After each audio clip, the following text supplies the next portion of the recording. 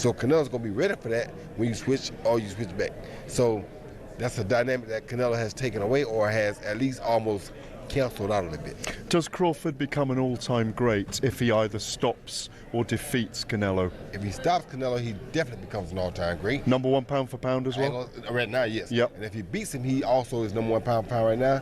But I ain't going to say they're going to make him a great if he beats him. But if he stops him, he's definitely going to be a great. How do you think it plays out, Roy? Well, I think Canelo could win if it ends up a knockout. I think if it's a decision, I think Crawford can win. There's only one, Roy Jones Jr. Catching up with him a little earlier on this week, made some really interesting points there on the magnitude of the fight and what is facing Terence Crawford in the modern era to become a 3-weight undisputed champion. No man's done that before, and he shoots right to the top of the tree when we're talking pound for pound. Yeah, and because it's Roy who went all the way in his career from middleweight all the way up to heavyweight at the end of the day, beat John Ruiz to win a heavyweight title. It was amazing to listen to his perspicuity, the meticulousness that he discussed those details. He has no fear for Terence Crawford stepping up those weights because he knows that Terence has the acuity in the ring, the skills and the IQ, the left-handedness as well, because Roy mentioned that. But Roy, he said the left-handedness is a big thing. Roy was able to Superman punch, find little gaps in the door with his speed and brilliance. Slightly different fighter from Terence. But my feeling was with him, much as it was with Lennox Lewis this week, Dana White and others. You spoke to Dana, we both spoke to Lennox. They all feel Bud can do it, but we don't know if he can, because it is a 3-weight division jump. Yeah. The majority of people that we've spoken to this week have all pointed in the direction of Terence Crawford, and that is just testament to him. Yes, he's a smaller guy, he's a lighter guy, but my word, he is incredibly well skilled. You can't tell whether he's a southpaw or an orthodox fighter. He's equally as good on either side. So they're all giving him the credit that he deserves, absolutely, and they believe that he can do it. But then, as the week starts to pan on and we start to get around it a little bit more, you start to think, these are Canelo fight weeks. He's done this so many times. 7 stadium fights, undefeated in stadium fights. He is the big show, and that is going to be evident, I think, a little bit later on. Don't get me wrong, Terence Crawford is made for these moments. I think he's revelled in it all throughout the course of the week. I think he's actually embraced quite a lot of it, and he maybe hasn't been given the opportunities to do the stadium fights like Canelo has in the past. But there is a familiarity in these fight weeks that Canelo, he steps up consistently on these big occasions, and that's still something that we need to learn from Bud. Can he do that? Yeah, listen, when we came over here in the Tesla earlier that drove us over here, we passed the MGM Grand Hotel, the MGM Garden Arena poster. He was on 25, Canelo's face is on, his body's on 25 stories of the building. Floyd Mayweather was up there for 9 years. He is the A-side in Vegas. Yeah, no doubt. This is a Mexican independence holiday weekend. He owns the May and September, the traditional big money dates for the pay-per-views in boxing. Obviously it's not pay-per-view, but pay-per-view tonight. It's on Netflix. But the key is that when he comes into these occasions, he feels like, we mentioned it with Mauricio Suleiman yesterday, this is a very big representation for Mexico, la raza, as they call themselves, el machismo, el orgullo, the pride and the machismo that Mexicans feel through their boxers. Let's not mistake this. He's a big star in Vegas. He's closing in on $1 billion in his career, by the way. 150 million he's earning for tonight's fight to Terence Crawford's 50 million. And Canelo in Mexico, I want to say he's Harry Kane, Jack Grealish, Andy Murray, Mauro Itoma rolled into one. He is their biggest sports star and the biggest celebrity they have in Mexico. That's how big he is. He reaches beyond the ring, beyond Vegas. 50 million Mexicans will watch him tonight. Well, on that point, because Terence Crawford's skills are one thing, his profile isn't at the level that it should be at for the skills that he possesses. Tonight's a massive opportunity for him because, as you've pointed out, that this is a Netflix night. There's 300 million possibly watching this worldwide, 80,000 in here tonight. This could be the breakout moment for Terence Crawford should he topple the king that you're talking about? It definitely is the breakout moment for Terence Crawford. But he isn't a star in the mainstream yet. He isn't a star because he's not a showman.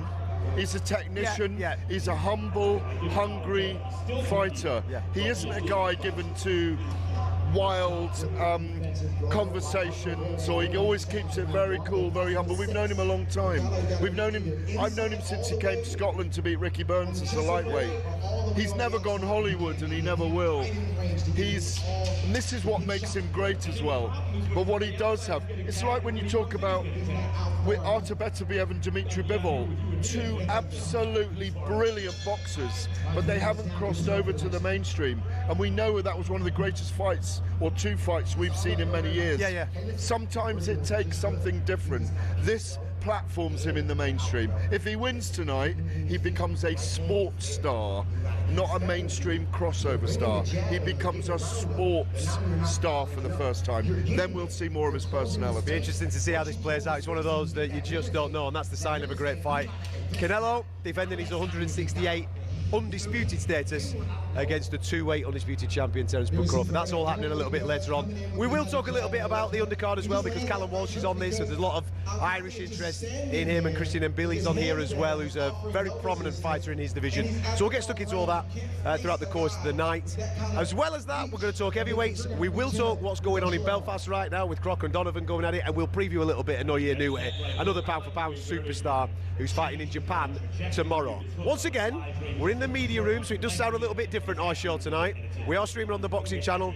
Go and get yourself stuck into that. You can see the hub, you can see the buzz, and that hopefully explains the noise that you can hear in and around myself and Gareth trying to pontificate around this particular fight. You're going to hear from Dana White next, because this is his show, he's promoting it, and we're going to get his thoughts on where boxing is in the landscape of American sports next.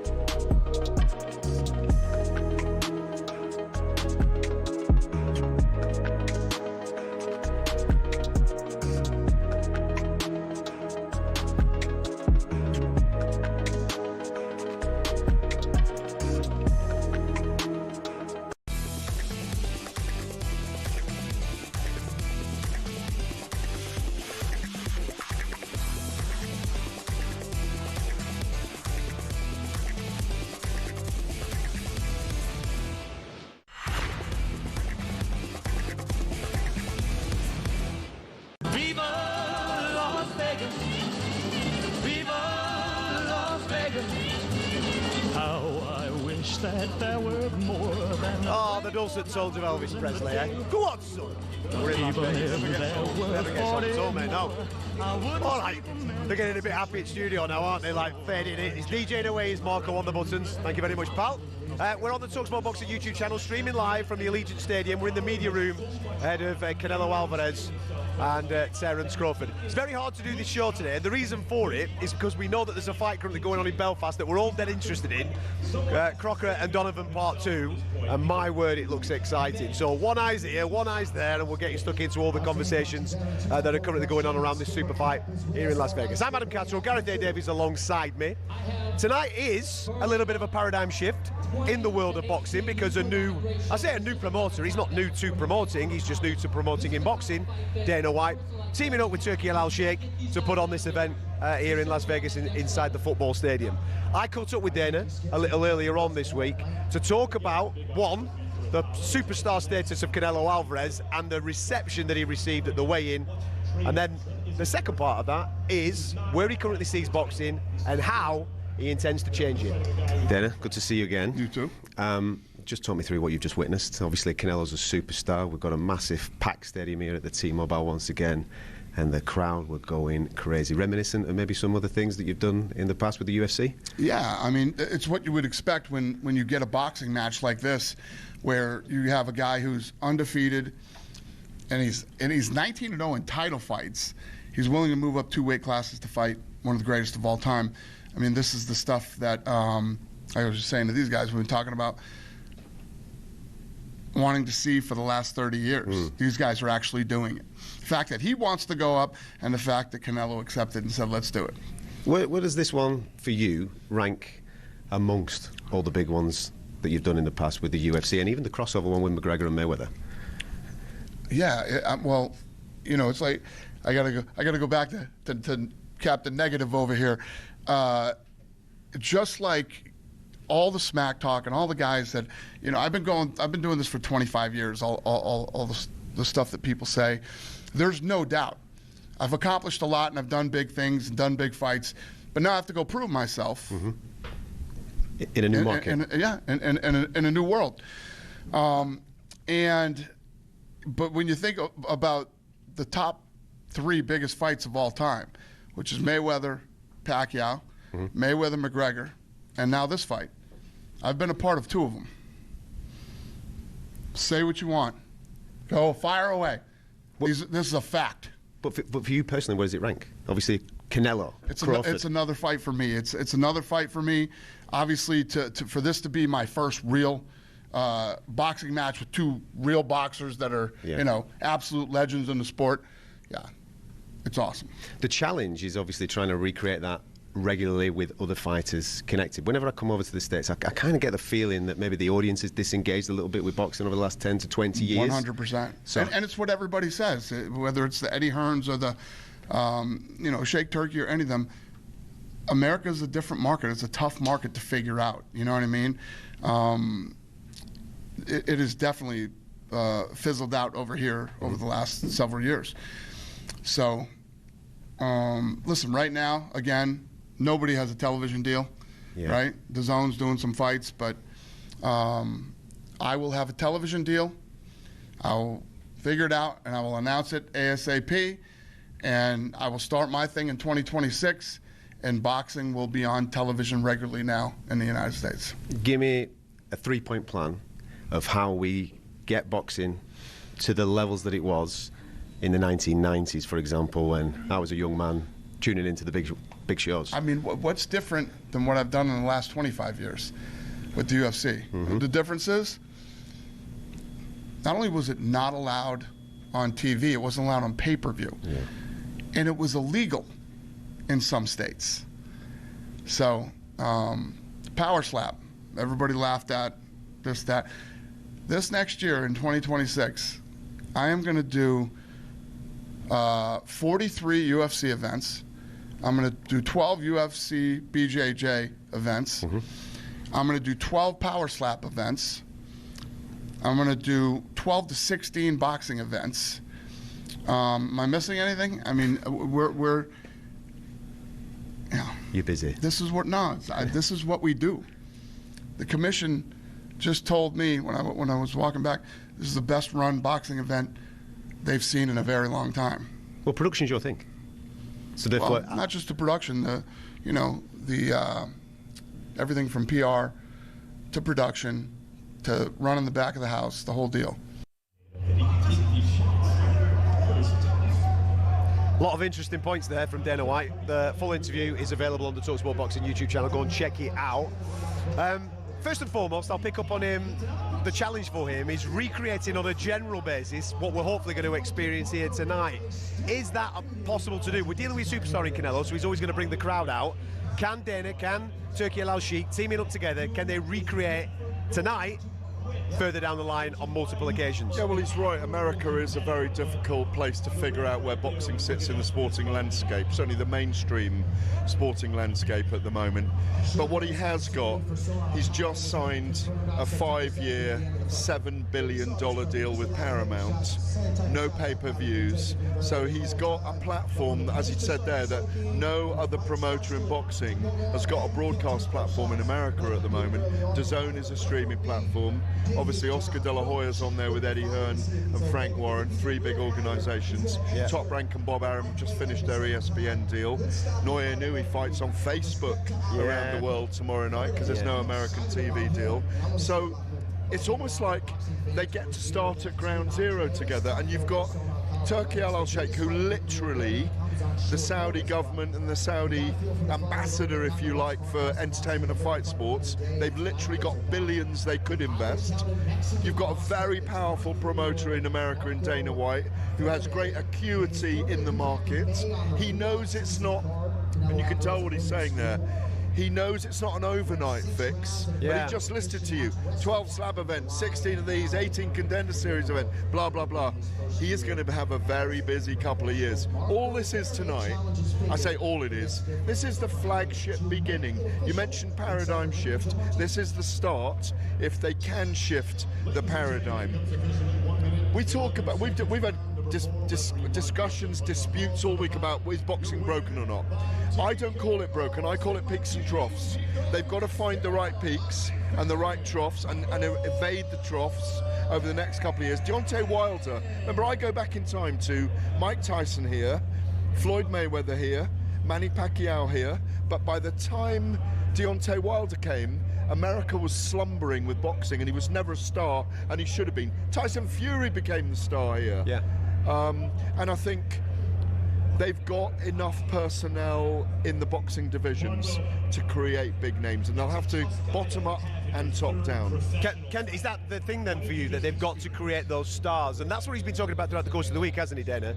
He's been talking about his boxing thing starting next year, which is going to be Zuffa boxing, and we're led to believe there's a lot of confusion. We spoke to Mauricio Sullivan yesterday, didn't we? And he didn't really know what the actual plan was from Dana, from TKO. But it feels like there's going to be a lower level, and that's no disrespect to the fighters, I'm talking from a profile point of view, a lower level of fighter entering the league, the tournament, the whatever it is, to be fighting under that particular umbrella. You've just talked about television deals. I've no doubt there'll be shoulder programming, embedded style stuff in order to tell people stories. Is that what what they need to do? Build those stories and personalities. Look, we've got it in front of us tonight. Terence Crawford's a 2-weight undisputed champion, a 3-weight world champion. He's 41-0, and he's not a mainstream star in America. Yeah. This is what they need to platform the fighters. They need to create those viral moments like the UFC does. Yeah. They need to bring it. Some of it's going to be a square peg in a round hole, but some of it will work. Listen, Dana, I've known Dana for 20 years. Deep down, he's a boxing guy as well as an MMA guy. He's a Bozzy, he's a Boston guy, he's got boxing in his blood. I think they'll make a success of it, but it's going to be a very interesting journey. And it'll take time. It will. It'll take time. It's not an overnight fix, but tonight, we've got an overnight heck of a fight. We're going to come back to this a little bit later on in the programme. Canelo-Crawford, obviously, here from Las Vegas. There's lots going on in the world of boxing. We're going to talk heavyweights, of course. We're going to talk Tyson Fury, Anthony Joshua, and what's going on there, and a couple of fights that have been made throughout the course of this week. And we'll get you the result and a little bit of feedback on what is currently going on in Belfast. And it looks like an absolute cracking fight between Crocker and Donovan. Don't be going anywhere. You're listening to talkSPORT.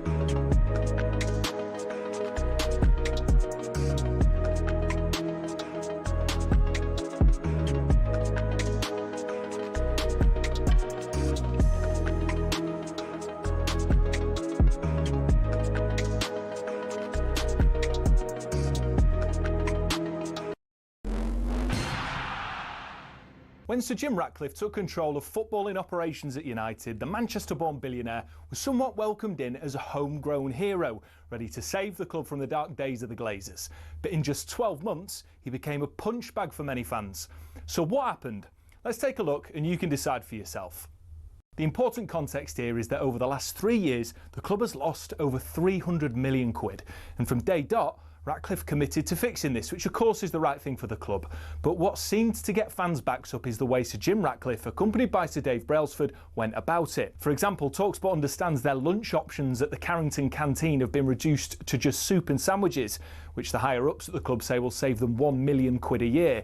Now that might make sense for many who don't get free meals at work themselves, but it gets a little bit more picky than that.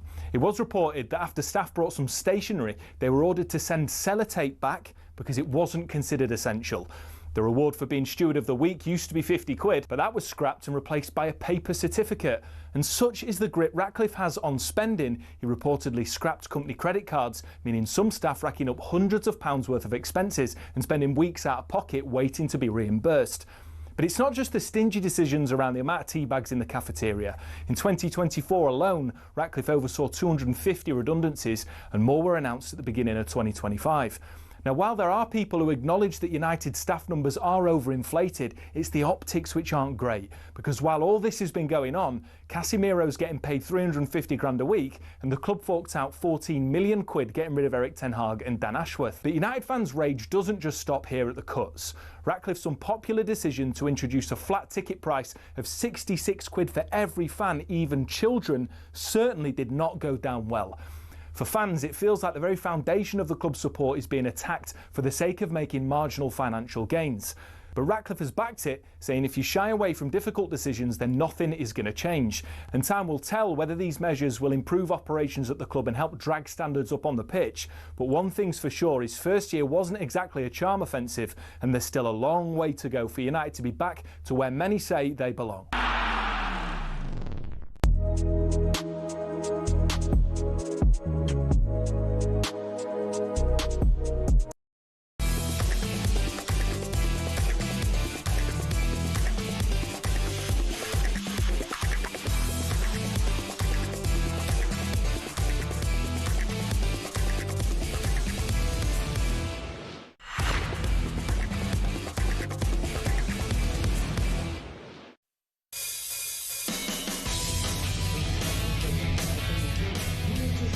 Welcome to the mayhem of a big fight in Las Vegas. It's Canelo-Crawford tonight. Myself, Adam Catterall and Gareth Davies are in Sin City, the fight capital of the world, for this super fight taking place at the Allegiant Stadium. We're currently in the media centre. There's a lot of noise, a lot of buzz.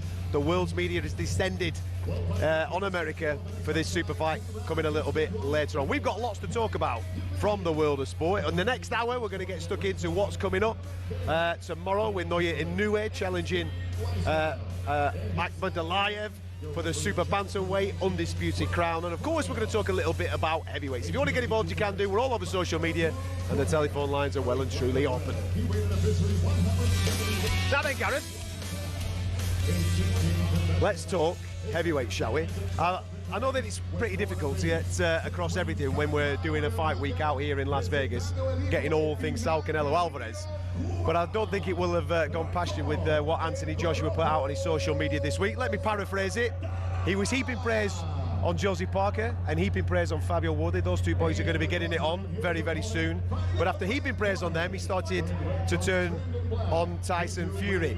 And he said this: unlike his dippy mate, Tyson Fury, I would dissect his career and record in minutes, but I'll leave that for a potential gloves off if he ever comes back and fights Big Femi.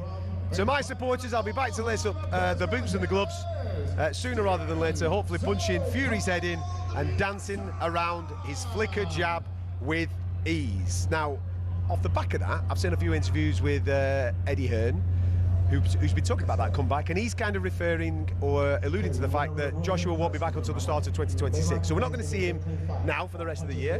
2026 is when the show will be back on the road. But what did you make of that?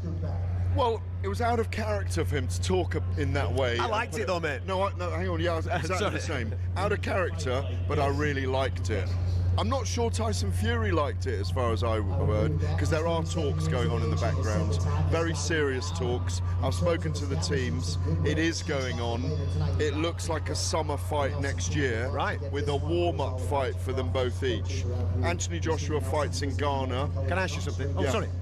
Do you think they need a warm-up fight, or should we just go straight into it? I'd like to see them go straight into it, because there's a horrible habit of head clashes, 68 stitches, well, fights being delayed, and we need to see this fight. Yeah, because when we were supposed to be getting through Riyadh season, and Turkey Al-Sheikh's been doing some wonderful things, but we were supposed to be heading towards Anthony Joshua, Deontay Wilder, wasn't we? And then they had 2 semi-finals, and it was supposed to go in this direction. Joshua did his thing, but Deontay Wilder fell off, and we never got to see it. I don't see the point in warm-up fights or anything like that. We're talking about 2 seasoned pros, guys that have been heavyweight champion of the world. They know what they're doing.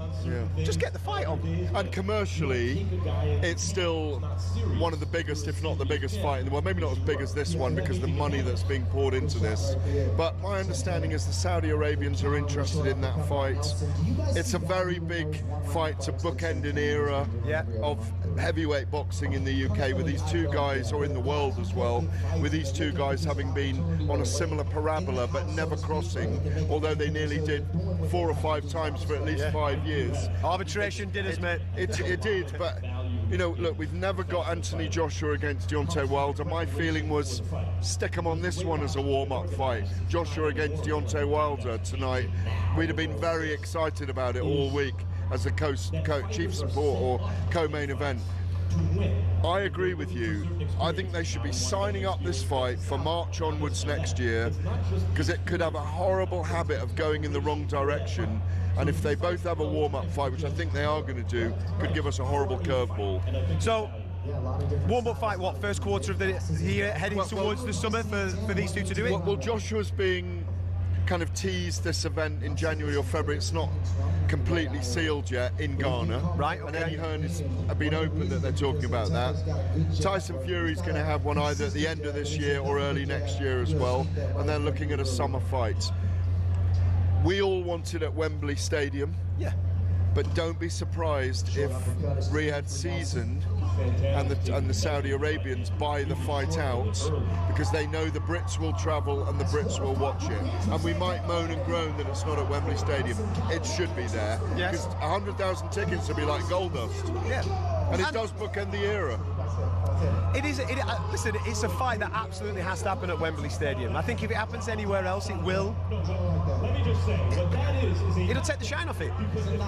And also, we're going through towards the end, the last quarter of the year now.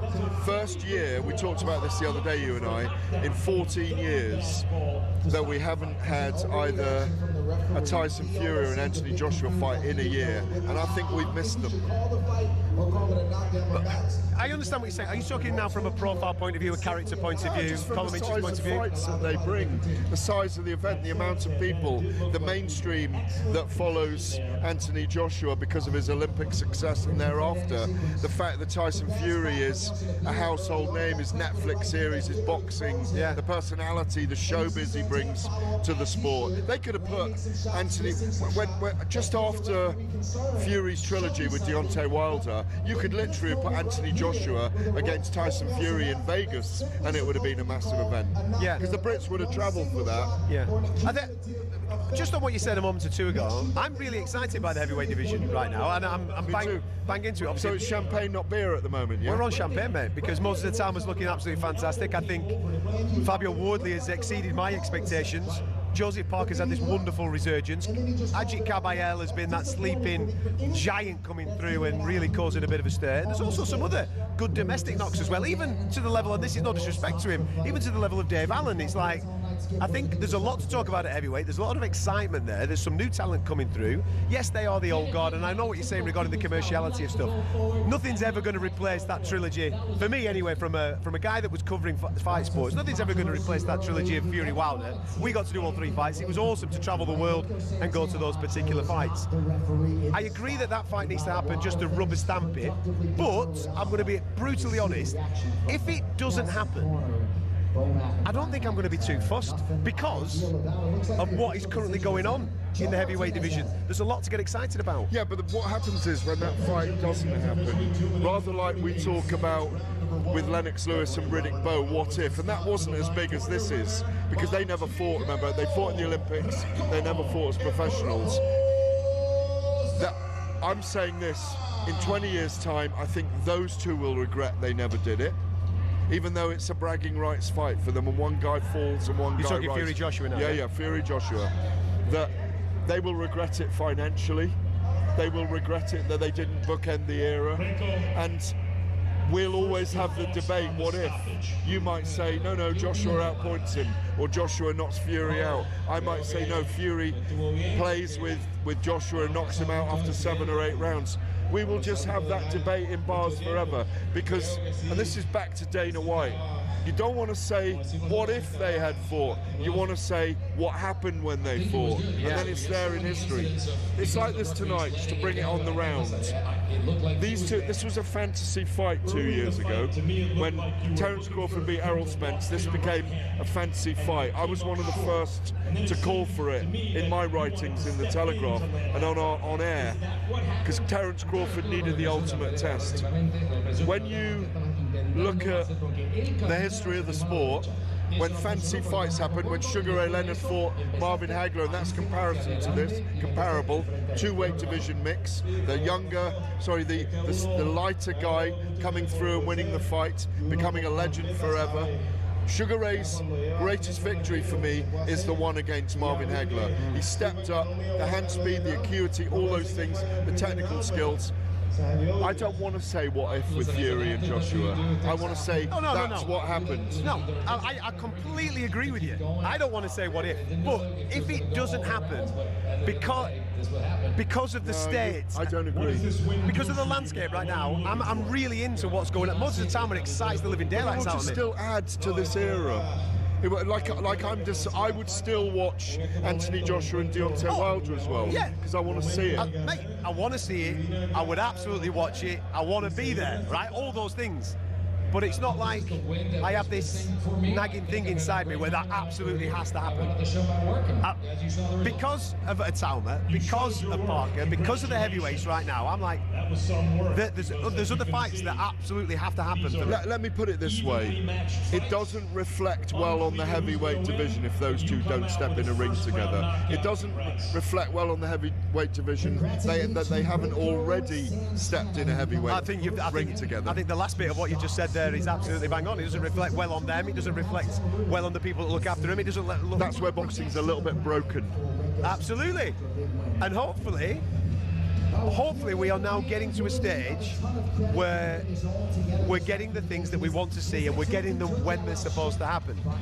Fury Joshua has passed its sell-by date. They're not prime for prime anymore. But so did Mayweather and Pacquiao. Oh, massively. But it still made $600 million US as well. And we all came and we all loved it. And we were in massive media tents like this. So on the other point that you made there, listen, if Riyadh sees them buy it, they can do what the hell they want with it. If they want to take it to Riyadh and put it out there, that's their prerogative.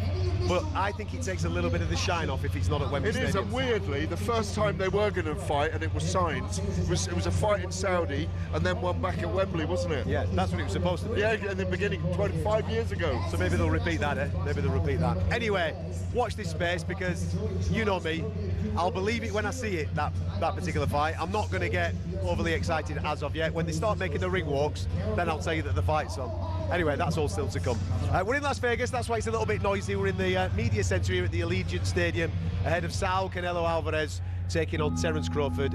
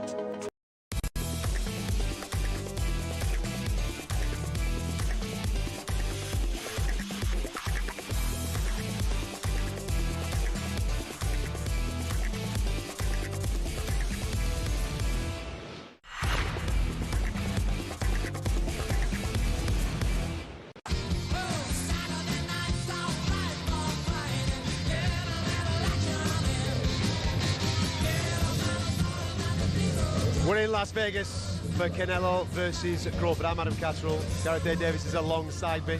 I can hear the result coming in. Let me just turn around and get you the result of what's going on with Crocker-Donovan. What's happened?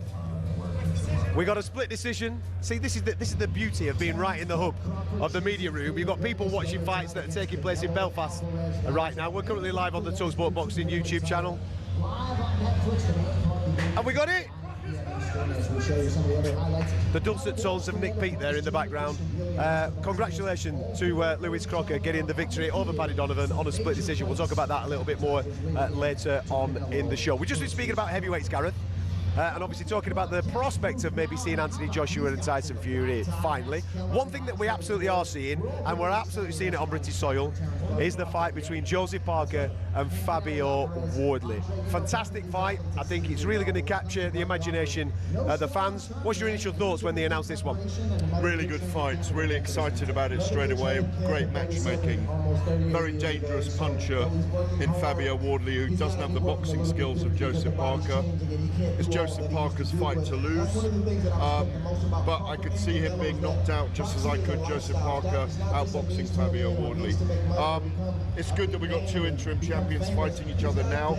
WBA and WBO makes a difference, keeps the division moving.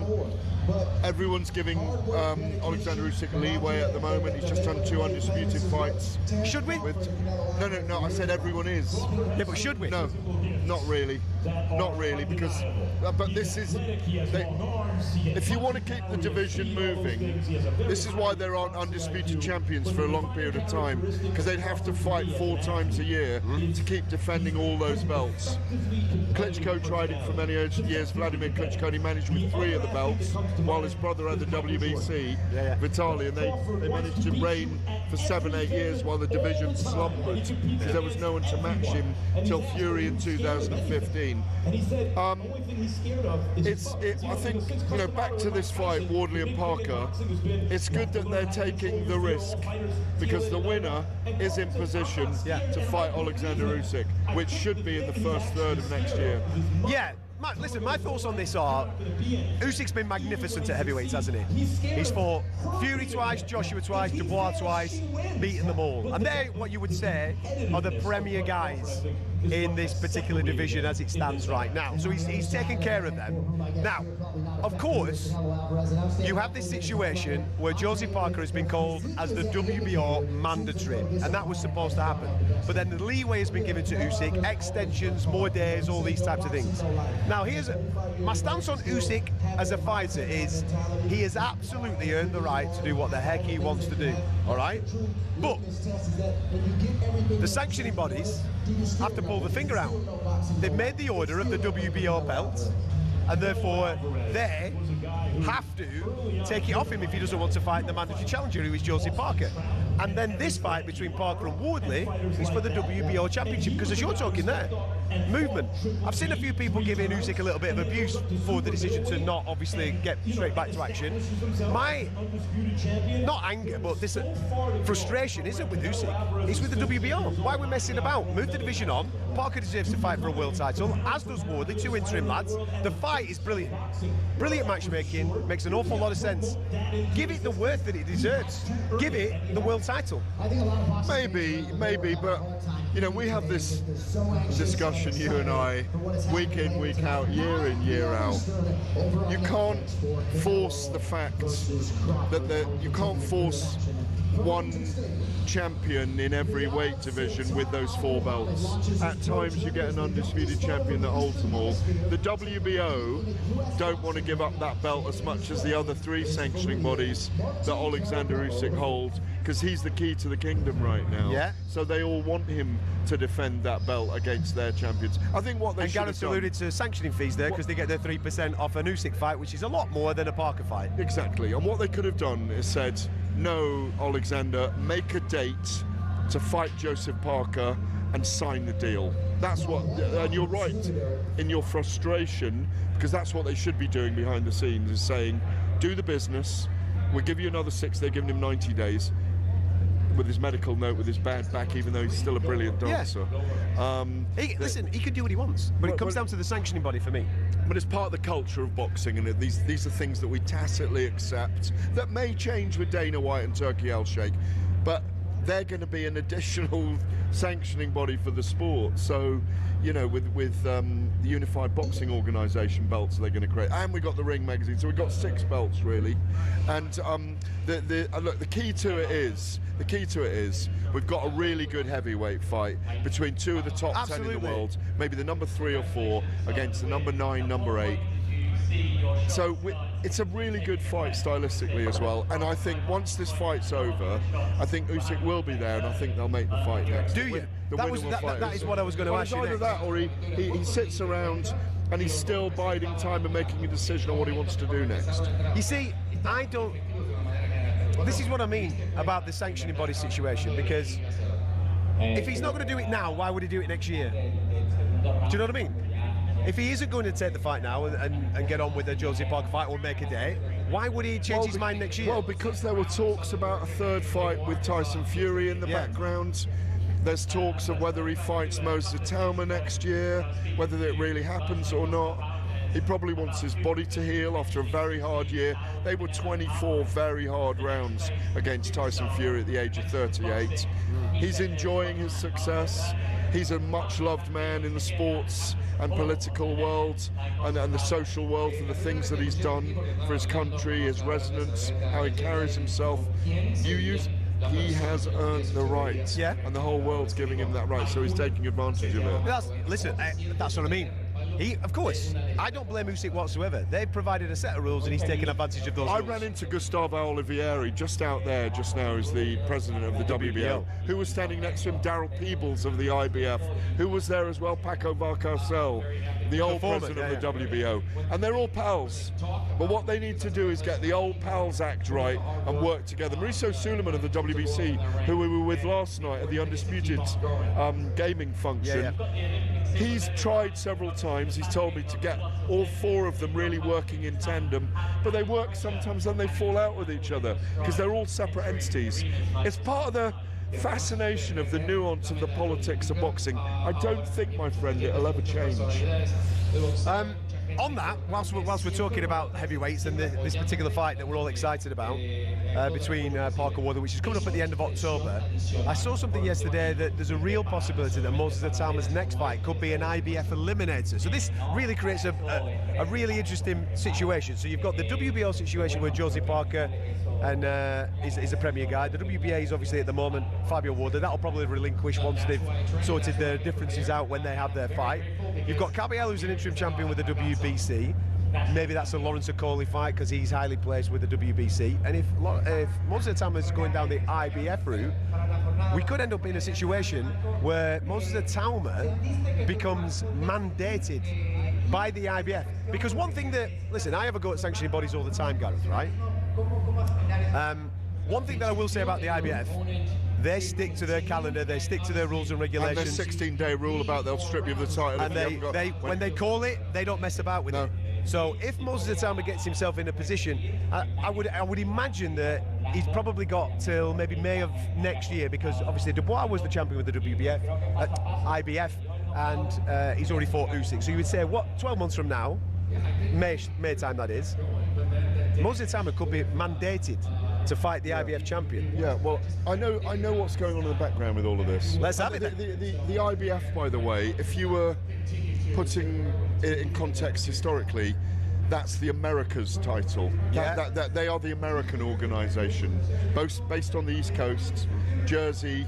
They have transmogrified from what was once the American. What a word! Transmogrified. That's lovely. Well, they've transmogrified into what was originally the US champion in all the divisions. So I think Moses is going the WBO route. Okay. I think Moses may fight the winner of Parker and Wardley next year. I'm going to throw a name out there later on in the year. For Moses? Yeah. Go on then. because Filip Hrgović isn't available, they want someone that can come in and fight him, and I think they're going to go for Efe Ajagba. I'm hearing whispers about Efe Ajagba for him, the big Nigerian. Yes. And they're going to Manchester. I like the fact they're taking him around the cities. So if Alexander Usyk goes a different route and he still sits out, I think he can still sit out for several months. If that WBO title does go free, like was it the IBF that went free for Moses, for Dubois? Yes. At the IBF, and he won it back again, of course. He was undisputed. They took a belt off him, or he relinquished it, and then Daniel won it against Joshua, and then, you know, it's the round, it's the round, it's the game, isn't it? Moses could end up fighting Parker, and then it could be, if Moses, let's say, I'm just mapping this out, Wardley or Parker wins, the winner of that fights Moses for the vacant WBO belt.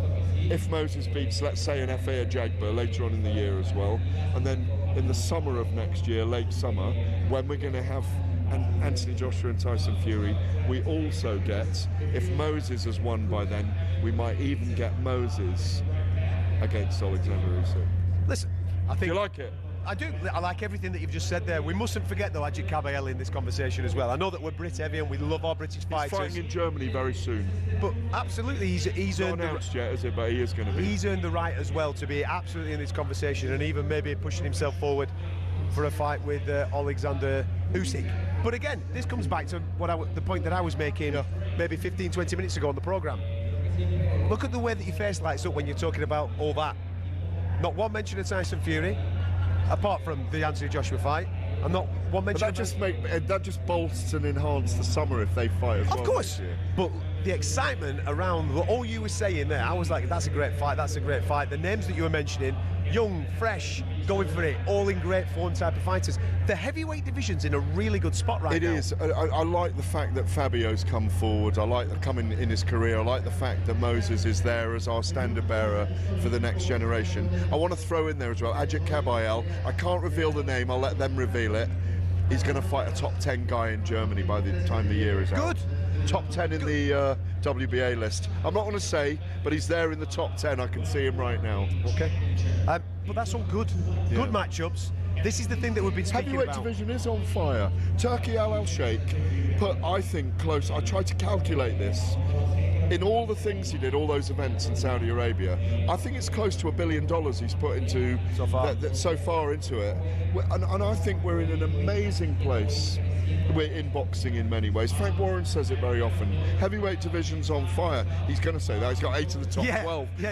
But it is on fire. Heavyweight division in particular, absolutely. It only needs tic-tac-toe, 3 or 4 fights made. We're in a brilliant place. I completely agree. And fingers crossed we'll get all of them over the next 12 months. And because I'm greedy, I'd love them at Wembley Stadium, please. That'd be absolutely fantastic. Do stick with us because we've got lots to talk about. Just in case you missed it a moment or two ago, we did tell you the result of the Lewis Crocker-Paddy Donovan fight. It was an absolute firecracker in Belfast. It looked fantastic at Windsor Park. Molly McCann made a professional debut. She looked great as well, getting a win via TKO. Towell came in the 6th round. She looked absolutely brilliant. Pat Brown looked good as well. And then, of course, you had that main event where many people thought that Paddy Donovan was turning up just to basically take over from where he left off last time around in the controversial fight. But Lewis Crocker turned up this time. He put him on the seat of his pants on 2 separate occasions. It was a very close nip and tuck fight, but it's Crocker that took a split decision victory. Big win for him, and he is now the new IBF welterweight champion of the world. Congratulations to him. Now, we're going to continue with the show, so make sure you stick with us. There's been a bit of moving and shaking this week, but I think we should talk a little bit about Inoue. I don't want him to get missed in all of this mix. We'll talk about him next. Don't be going anywhere because he's fighting MJ in a super bantamweight undisputed fight in Japan on Sunday.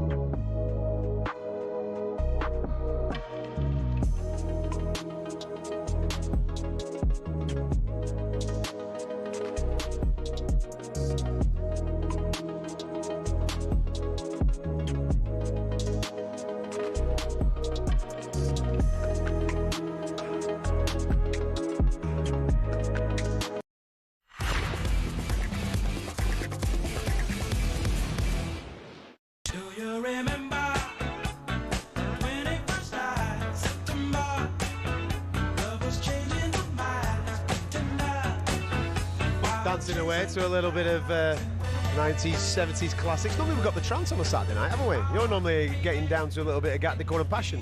What is Harjot doing back Are at they letting you down? Let you down, Marco. Where's the trance Harjot, tonight? come on, producer and the man on the buttons. Get the trance going. The man needs to get his dance on before he gets into the main event, which is coming up a little bit later on. Canelo taking on Terence Crawford tonight. We're coming to you live from Las Vegas. We're at the Allegiant Stadium, the home of the Las Vegas Raiders, the NFL team.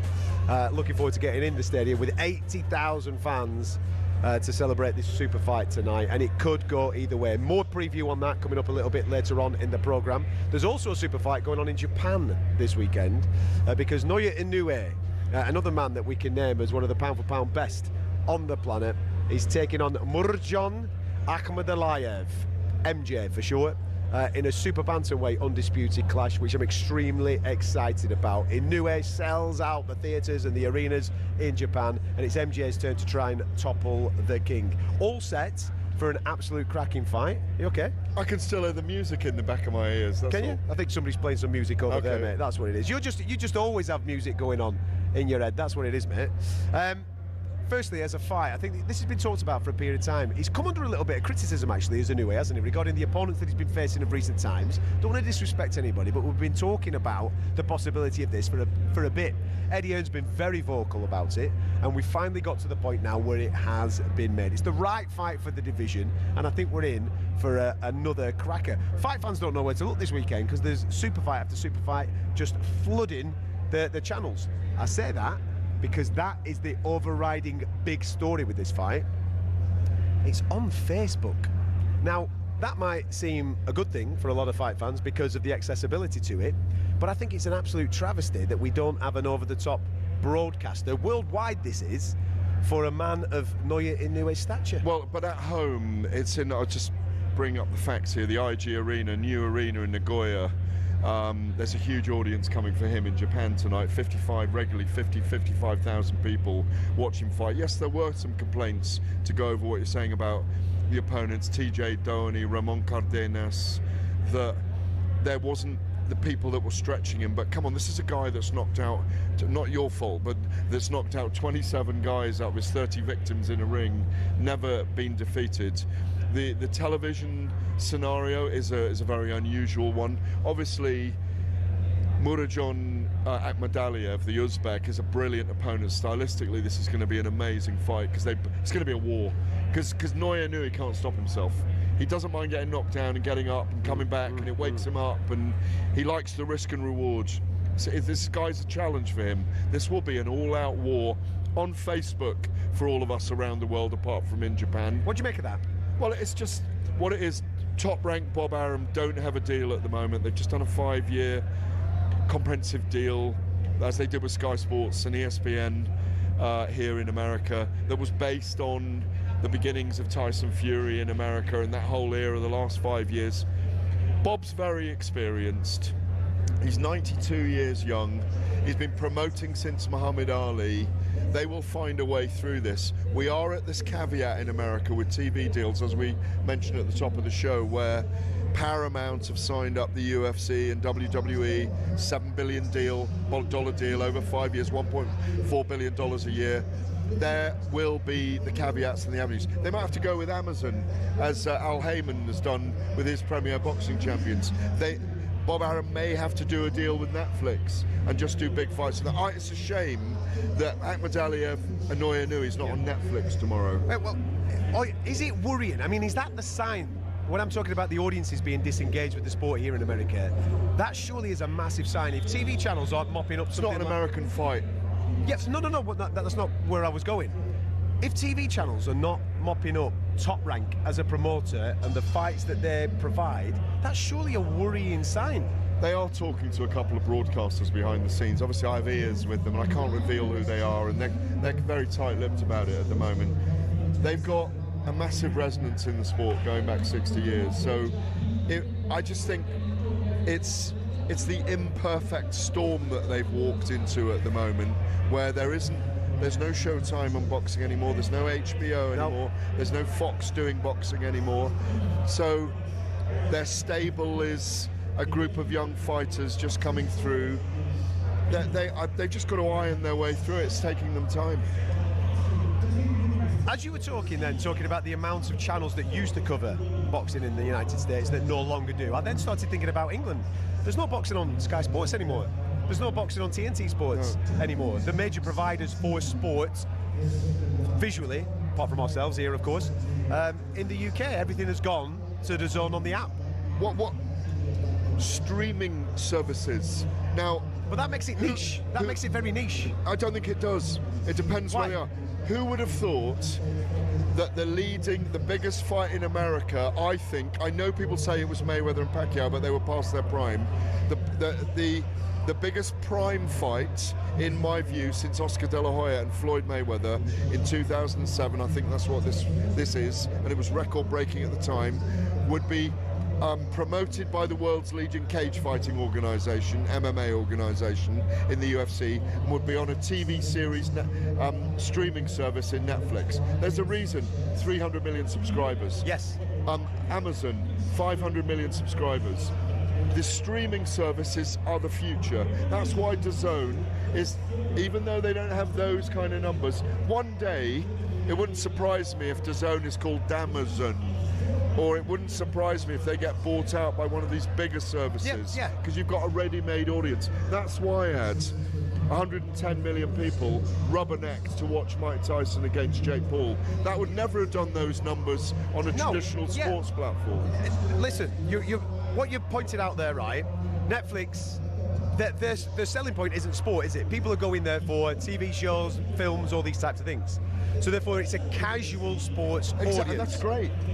I'm saying that's the best thing. Absolutely. So now they're coming involved in sport. Brilliant. They're working, I think, a lot with the WWE, and this is a foray into the world of professional boxing tonight. I hope 300 million people do watch this evening. Absolutely. My point that I was making is that boxing generally, with it not being on the traditional platforms, and in the UK is where I was where I was going. If it's not on Sky Sports, if it's not on TNT Sports, and it's only on a streaming service that is only providing boxing, that's a worrying sign for me. Because with all due respect, when, for example, let's use my dad, for example, right? My dad would do his Sky Sports subscription because he wants to watch football, right? Premier League football. So that's why he's got the subscription. The added bonus for him is that on a Saturday night there's some boxing on. Brilliant, I get to watch boxing as well. Only boxing fans are going to DAZN, right? Hardcore boxing fans, they're the only ones going there because there's no football for them to sign up because they're already doing the Sky Sports. This is my worry. We're in this bubble where it feels like everything's rosy and great, but when we step back, the casual audience doesn't know that this is actually happening. How many people are actually watching these great fights that are being made? Yeah, well, that's one of the reasons you mentioned DAZN, though. I just want to add to what you're saying. That's why DAZN at the moment have got Misfits in a deal, because Misfits brings another audience to them. And how big was the Darren Till, Luke Rockhold event? It was really, really big a couple of weeks ago. That's why they've got one of the bare knuckle organisations. That's why they've got Glory Kickboxing, because they're trying to make their platform resonate with the overall combat sports fan, to be the home of combat. They call it the home of boxing. It's really the home of combat sports right now. Listen, my view is, I think we cannot stop the shifts. We talk about paradigm shifts tonight, seismic shifts. We are steadily moving just towards streaming services.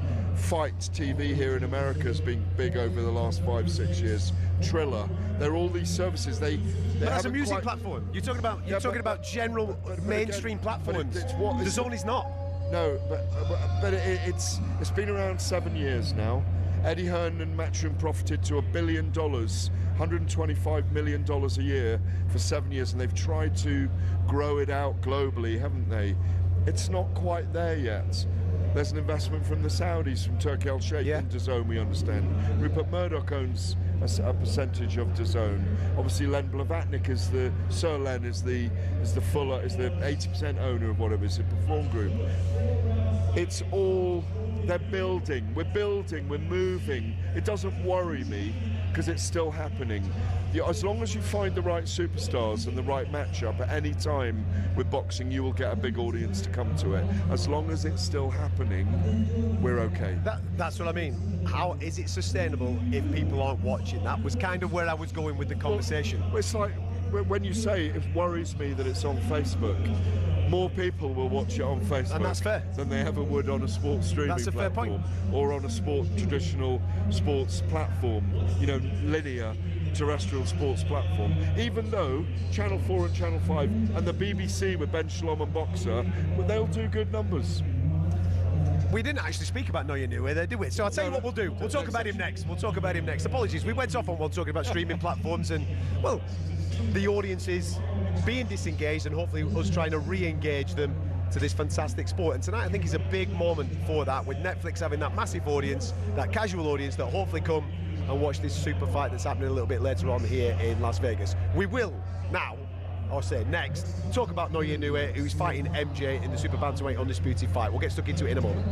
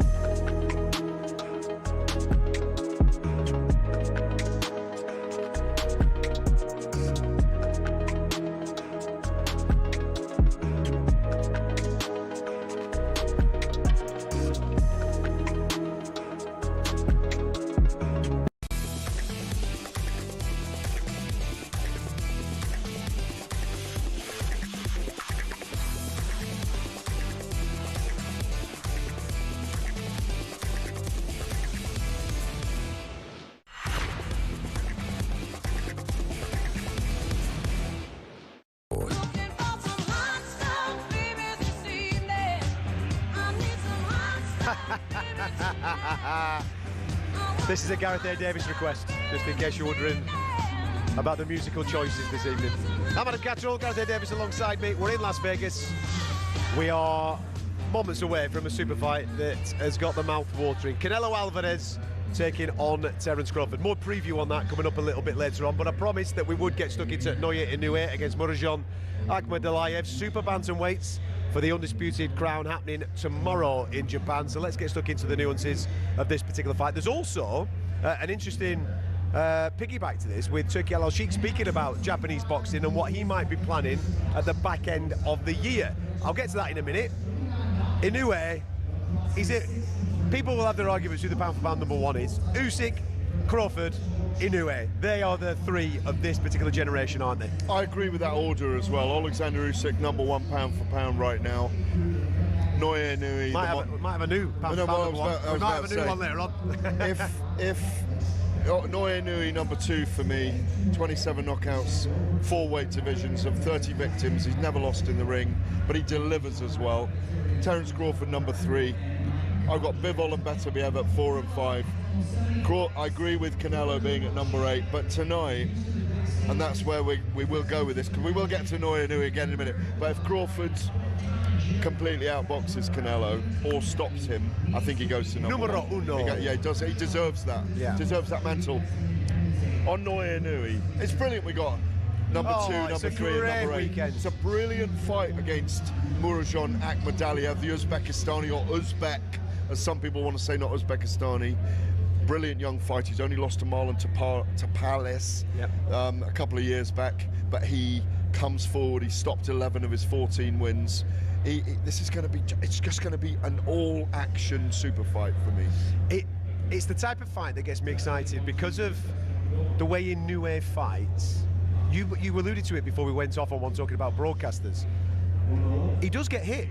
Yeah. And he gets knocked down, he gets up again. He can be put down. But that's when he does his best work. It's like you've woken up the monster. Absolutely right. And I can see that happening again this evening. Yeah, Godzilla will tomorrow rise. Evening, should I say? Godzilla will rise. Because Akhmadaliev has got a wonderful style. He's got a lot of pressure in the way that he fights. He's very front foot. He won't want to take a backward step, and that is kind of meat and drink to Inoue.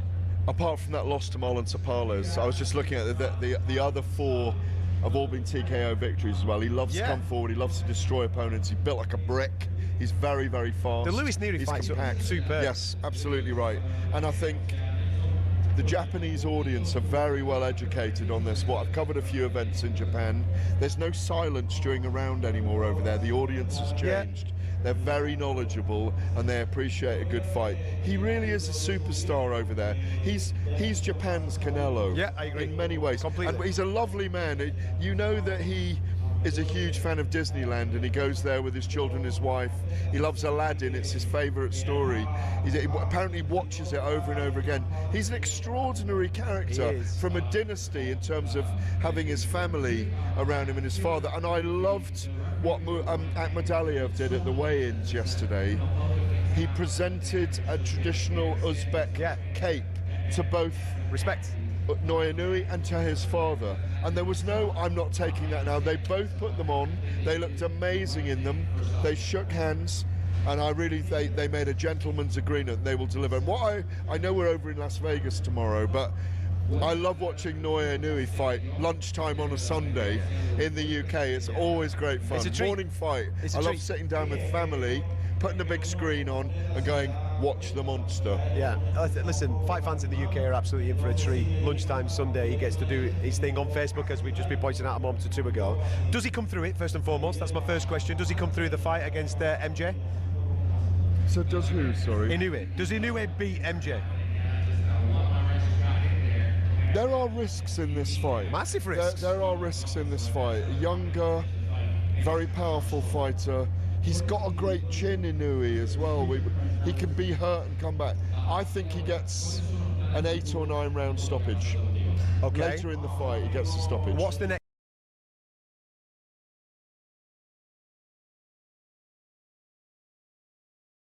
The year, is that what we do you think?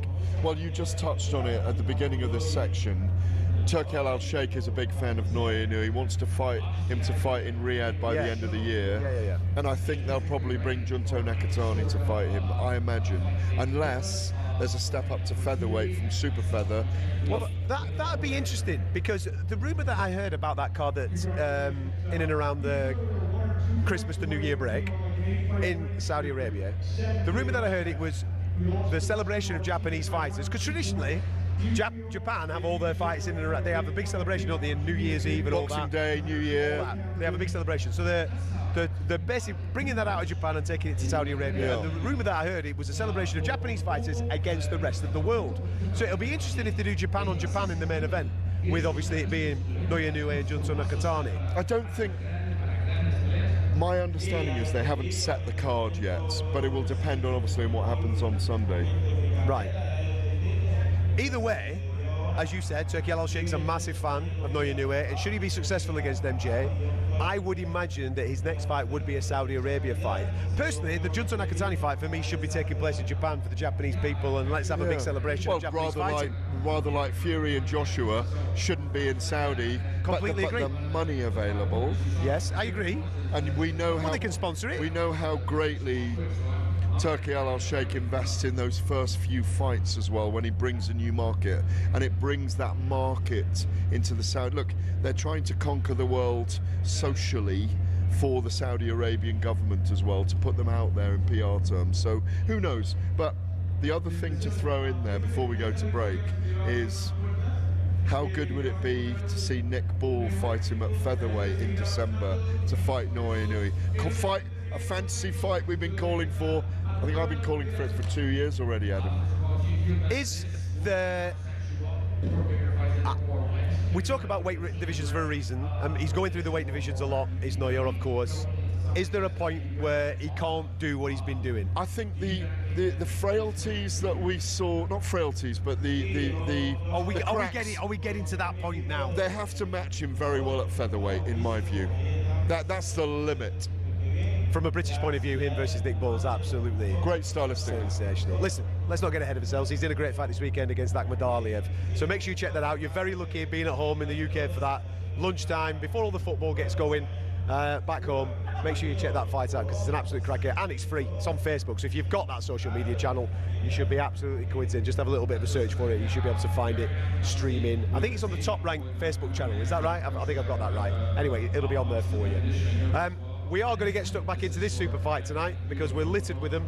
Canelo versus Terence Crawford, coming to you from the Allegiant Stadium in Las Vegas. Plenty more on that.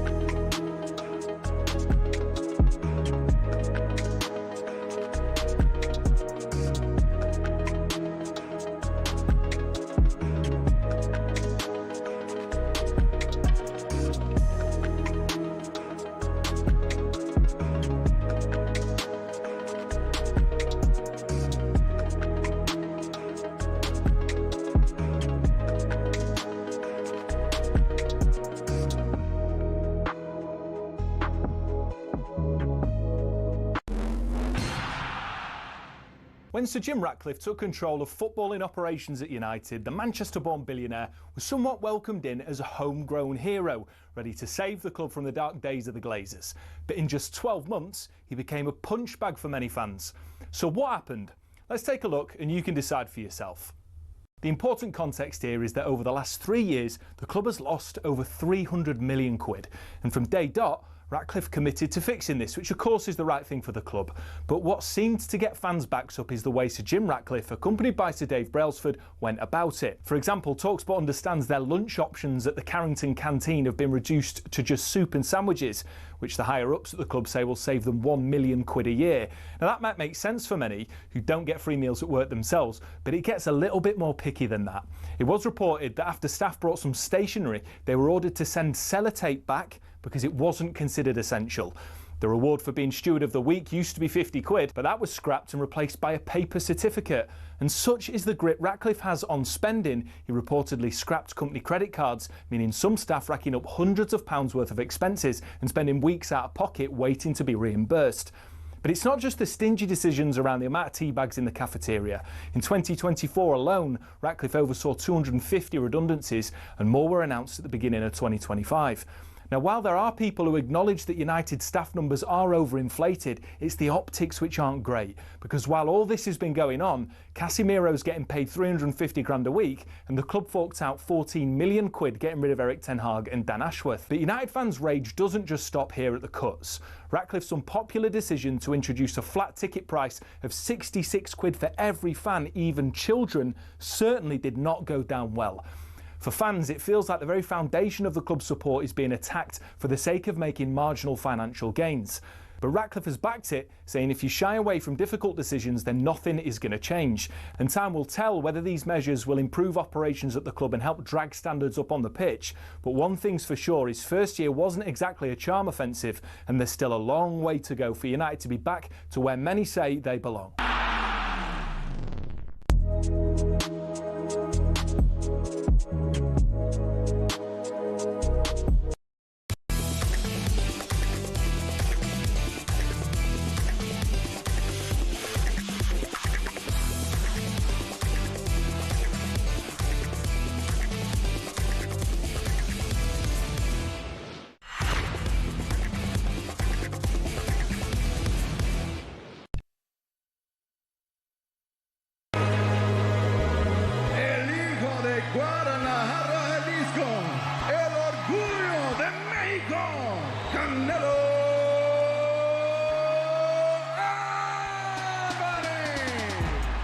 Right hand from Canelo, and Kahn just about knocked cold. I've been in many big fights, but this fight especially is different. Hovland's hurt, Hovland's down, Hovland's out, it's over that fast.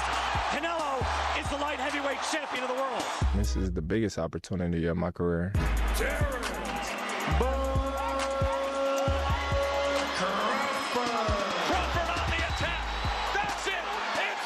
You might have better skills than me, you might be faster than me, but I'll beat you up. Enjoy this fight because it's huge. Talk sports, let's talk sport.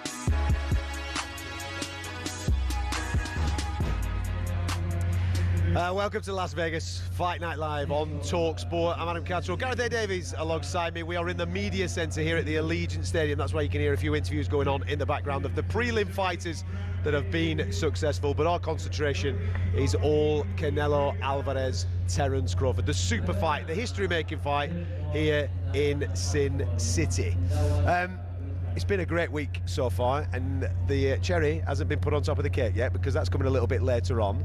One of the big talking points actually has come off the back of the press conference where we saw Canelo Alvarez and Terence Crawford and an amazing crowd coming out, but at the end of that press conference, one of the analysts, Max Kellerman, who's part of the broadcast this evening, was getting involved in a conversation regarding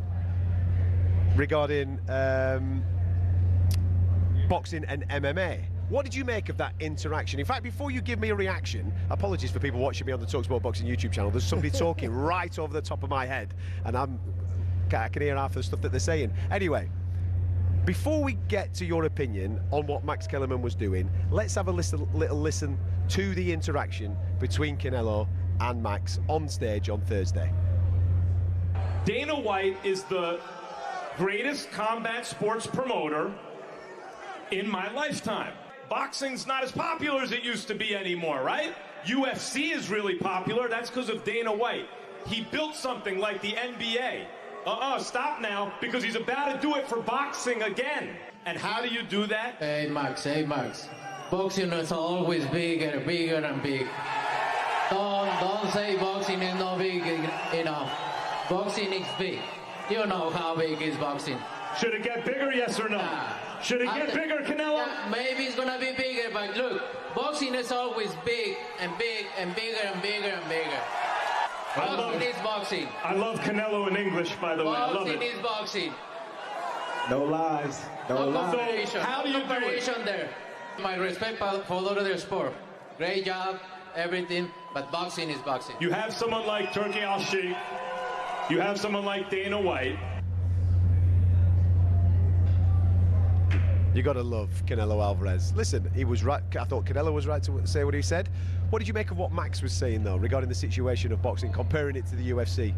Well, he got alpha mailed by Canelo, didn't he? And what's great is that it showed Canelo's command of English and his confidence now to be able to speak in English and respond on the big platform like that. Because as you know, I go back in the day where you used to converse with him in Spanish the whole time. Yeah. And he understood everything in English, but he didn't want to make a fool of himself. And he's endeared himself to us now, and that was an endearing moment. Look, Max, I've known Max a long time. He's in his early 50s. He's been a broadcaster in America for a long time. He's a similar kind of character to our Simon Jordan, because he did. But no, I'll tell you why. Let me tell you why. Because he did a very popular show called First Take on ESPN, where they debate all the sports. He worked for HBO, Fights After Dark in the past. He worked for ESPN as a broadcaster. Left a couple of years ago, and he's back in the sport now. I think he's been brought back in by Ring Magazine's show. He's been brought back in. It's a nostalgic touch, isn't it?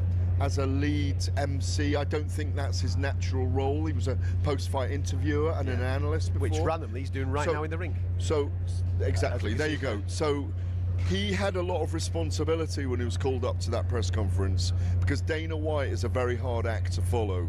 And we had a UFC-style press conference on Thursday. It was very much UFC style, because as Dana goes, who's got the first question?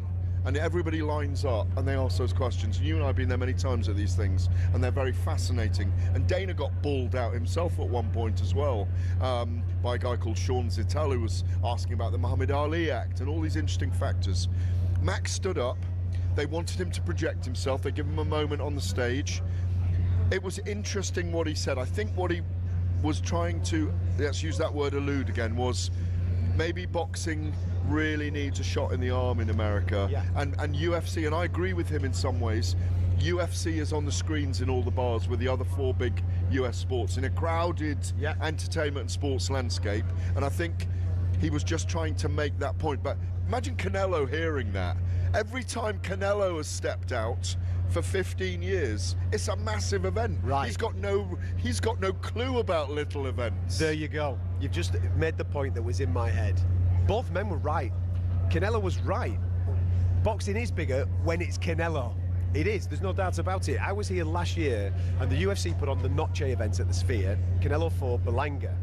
And I was lucky enough to try my best to get across both events. And I came to the weigh-ins, I was blown away with the amount of people that come out just to watch Canelo Alvarez is in his underpants on a set of scales. He is the superstar. So him sticking up for boxing, he was right to do so. His understanding of where boxing is was probably correct when we're talking purely about his events. There's nobody else like Canelo on the planet. That's not happening elsewhere. So Max's point about the rise of the UFC and the disengagement of the American audience in particular was also a correct observation. The challenge going forward is trying to recreate for other fighters and other events that are not Canelo what we're experiencing this week and tonight. That's the big challenge. Canelo is a superstar. Boxing right now isn't a superstar. Right. Would you agree with that or not? Well, no, I think both were right, but both were making an interesting point, and your analysis of it there is fascinating. I want to go historically here, back to seeing Canelo for the first time in a live fight in Las Vegas. I was just looking it up. It was 2010 against Jose Cotto, obviously the relative of Miguel Cotto. And he was, how old was he then? He was 21. And I'd been told by Don Chargin, who's one of the great former promoters who used to watch Sugar Ray Robinson training on the ring apron, and Sugar Ray Robinson, the greatest all-round fighter of all time, by the way, this man. He'd wink at Don Chargin, say, I'm going to do this now. Don Chargin spotted Canelo's dip and left hook to the body and got him signed up with Oscar De La Hoya. He was an Oscar De La Hoya fighter then when he made his Las Vegas debut. And Don Chargin, the beautiful late great Don Chargin, said to me, do not miss this kid. He's amazing. I went to watch him. He got hit by right crosses about 20 times in the first round by Cotto. He went on to win. He has been in big events from that day on. So he doesn't know.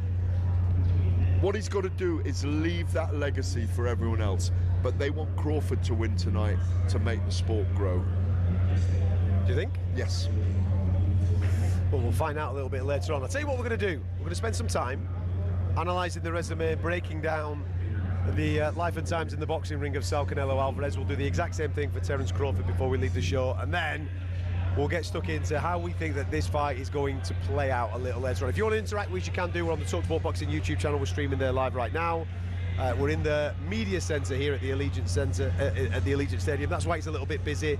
There's noise everywhere, but hopefully we are connecting you with this super fight before it takes place a little later on Netflix. Don't be going anywhere.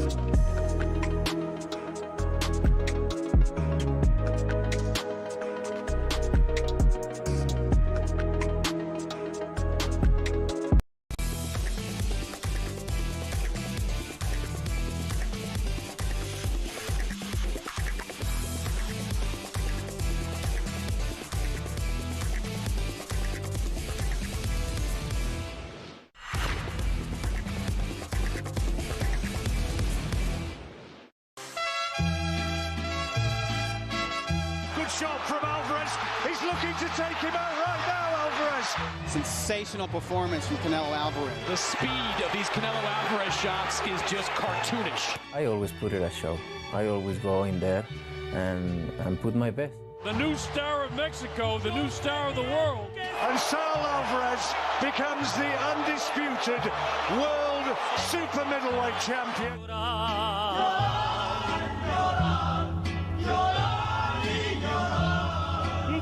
I'm expected to hear lots of this a little bit later on. The old mariachi band kicking in. We saw a little bit of that at the Grand Arrivals, didn't we, a little earlier on in the week? You know that it's a Canelo Alvarez fight week when the mariachi band are out doing their thing. I'm really looking forward to his ring walk. I think it's going to be electric a little later on. This is Fight Night Live from Las Vegas. We're at the Allegiant Stadium in the Media Centre. I'm Adam Catterall, Gareth Davies alongside me, and we're streaming on the talkSPORT Boxing YouTube channel. Saul Canelo. You do it better than me, actually. Go on, mate. Give me the Saul Canelo Alvarez. Saul Canelo Alvarez de Guadalajara, Jalisco, Mexico. Vaya la raza! Beautiful, mate. Beautiful. Let's talk about him and concentrate purely on him for the next 10 minutes. Because I think he gets a little bit of stick from fans over the last 5 or 6 fights. Definitely around 2019 through to 2021, he was the pound-for-pound best fighter on the planet with what he did in that step up in weight to super middleweight. He was absolutely sensational. And when you consider the fact that tonight is his 68th professional ring walk, it has been one heck of a career. He's still only 35 years of age. He's been a pro since he was 15, mate. And he is, without any shadow of a doubt, the face of this sport. Yeah, no question. And 20 years he's been a fighter. Started at 15. I've got the notes here. As a pro, right, yeah. When he began in the historic old Mexican town of Tanala on the outskirts of Guadalajara. He turned 15 3 months earlier, and his fight purse was 800 pesos, 40 American dollars. Wow. He is close to being $1 billion earner in the sport. He's got a lot of miles on the clock. There are a lot of negatives and frailties around him by now. Like you say, and I agree with that, just before he fought 4 times over 12 months in lockdown, he was the #1 pound for pound in the world. He was setting the benchmark for it all. He's been at super middleweight for 6 years and never lost, but his last 5 have been points decisions. Terence, the last 4 of his 5 have been knockouts, stoppages. There are a lot of things about Canelo. He's long been the richest fighter active in boxing. This is a contrived fight, a fantasy fight, but it's one that's very dangerous for Canelo's legacy. He's past his prime, in my view. He is past his prime. We've seen his prime. Weirdly, even though Terence is 2.5 years older, about to come up 38, he's still in his prime because he's got less miles on the clock. Half the professional rounds. Terence has fought once a year for 5 years. So it's very interesting, but he's kept himself humble and hungry. Yeah. So for me, the opponents, as we saw with Floyd Mayweather's career when he was the richest fighter and the name of the sport, his opponents were carefully curated. And Canelo's, that's where the criticism is. Yes. The opponents have been carefully curated over the last 3 years. He hasn't been in with David Morrell, and he hasn't been in with David Benavidez, who are both naturally bigger men now at light heavyweight, who were dangerous for him at this last stage in his career. Do you think, I've got a theory on this, so I will get your thoughts on this first. Do you think he is slowing down? That aura of invincibility that he once had is diminishing. Okay. He, as I say, he's gone the distance for the last 4 years in his fights, Adam. Caleb Plant, the last finish, wasn't it? Callum Smith, John Ryder, William Skull, they've all gone the distance with him. Yeah? I think when he was in his prime, he wouldn't have sat back against those guys like he did. And he's a changed character. I'm hedging for him. We're going to do that later. Yes. Against Floyd Mayweather, against Arislan Lara, the skilled Cuban boxer. Against Gennady Golovkin, I think he lost the first fight, even though it was an outrageous draw. Against Dimitri Bivol, they all had the styles to outdo him. And what were all of them? Bivol, a much bigger man and a volume puncher, very direct. Golovkin, the hardest punching pound for pound fighter on the planet at the time, in his prime for their first fight, past his prime for their second two. Floyd Mayweather, very similar to Terence Crawford's in skill set. Evasive, smart, maybe even a bit more aggressive than Floyd Mayweather. Gave Canelo nightmares when he was 23. Erislandy Lara, Canelo got the decision. I was there live, but I'm not sure he won that fight. So you look at the resume and you look at where he is right now. If Crawford is on his game, I haven't said the positives about Canelo yet. Yeah, if Crawford's on his game, it's a very hard night for Canelo. My thought is, does the 2020-2021 Canelo still exist? Now, when I analyse those previous last 5 opponents, right, they're all favourable matchups in Canelo's favour. And when you watch those fights, there's moments where he has people hurt. For example, Berlanga, he has him down, right? You're thinking to yourself, Munguia, he has him down. And you're thinking, right, he's going to go through the gears here. And he just costs the rest of the fight. It's like he's staying in second gear on purpose. He can drift, can't he? That's how I've written down. He can drift. But it feels, when I've watched them back, it feels like he's making a conscious decision to do that, whether he's preserving his body or whatever it may be, preserving himself. He can't preserve himself tonight. Tonight, he has to go for all in. If he gets Terence Crawford hurt, he's got to finish the job. He can't coast through against Terence Crawford. And I just think we might get from Canelo tonight one last roll of the dice. We might get one of those vintage moments from him. Let's be brutally honest about the body. When you've done 520 rounds and 67 fights, your style changes. Yeah. Floyd Mayweather. Floyd went from pretty boy to money, didn't he? No. So when he was young, he was a fast, aggressive fighter. Yeah. His hands were broken by the end of his career. He had to be more efficient. He was a skilled master. Now, Canelo is very skilled at doing what he does. I don't fully agree with you in what you're saying just now about Canelo will be Canelo tonight. But what he will do, and he will load up and he will throw big shots, because Crawford will not have been hit as hard by anyone who's ever hit him in his career as he will be tonight if Canelo lands. What Canelo will do tonight, and this is where this battle's going to be won and lost, they will both try and be very active in the first 30 seconds and the last 30 seconds of every round. It's almost going to be crucial in the fight, because technically it's going to be a close fight. I think Terence has the marginal skills. The advantages for Canelo, okay, let me throw those. Incredible power, amazing body shots, bigger man naturally. It's arguably 3 weight divisions, and he's facing a guy who's a stone heavier than he's ever been in a ring in Terence.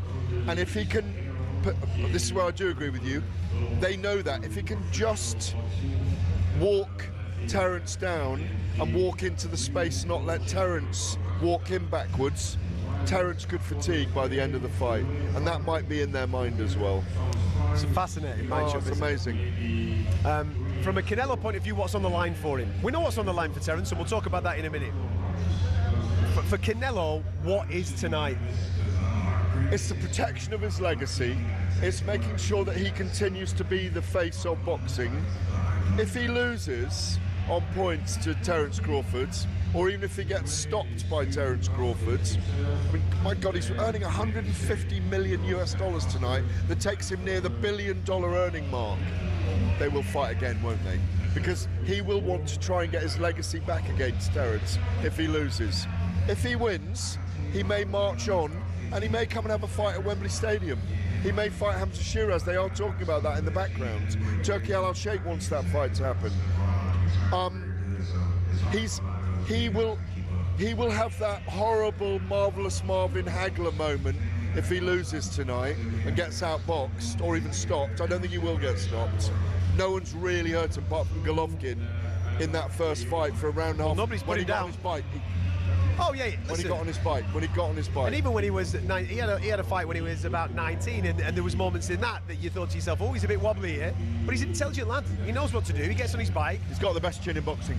Absolutely. Well, he's not. Nobody's put him on the seat of his pants, and he's been in with Kovalev. He's been in with Triple G. He's been in with some big boys. 520. It's ridiculous. It's extraordinary. That's why, if Terence outboxes him tonight and wins on points, he's got. Marvin Hagler walked away and he never fought again. They wanted to make the rematch with Sugar Ray Leonard, but Marvin was such a stubborn character. He went off to make spaghetti westerns in Italy, and he lived there for the rest of his life. Yeah. I think Canelo is so proud, el orgullo, as I said, the pride of the Mexican nation.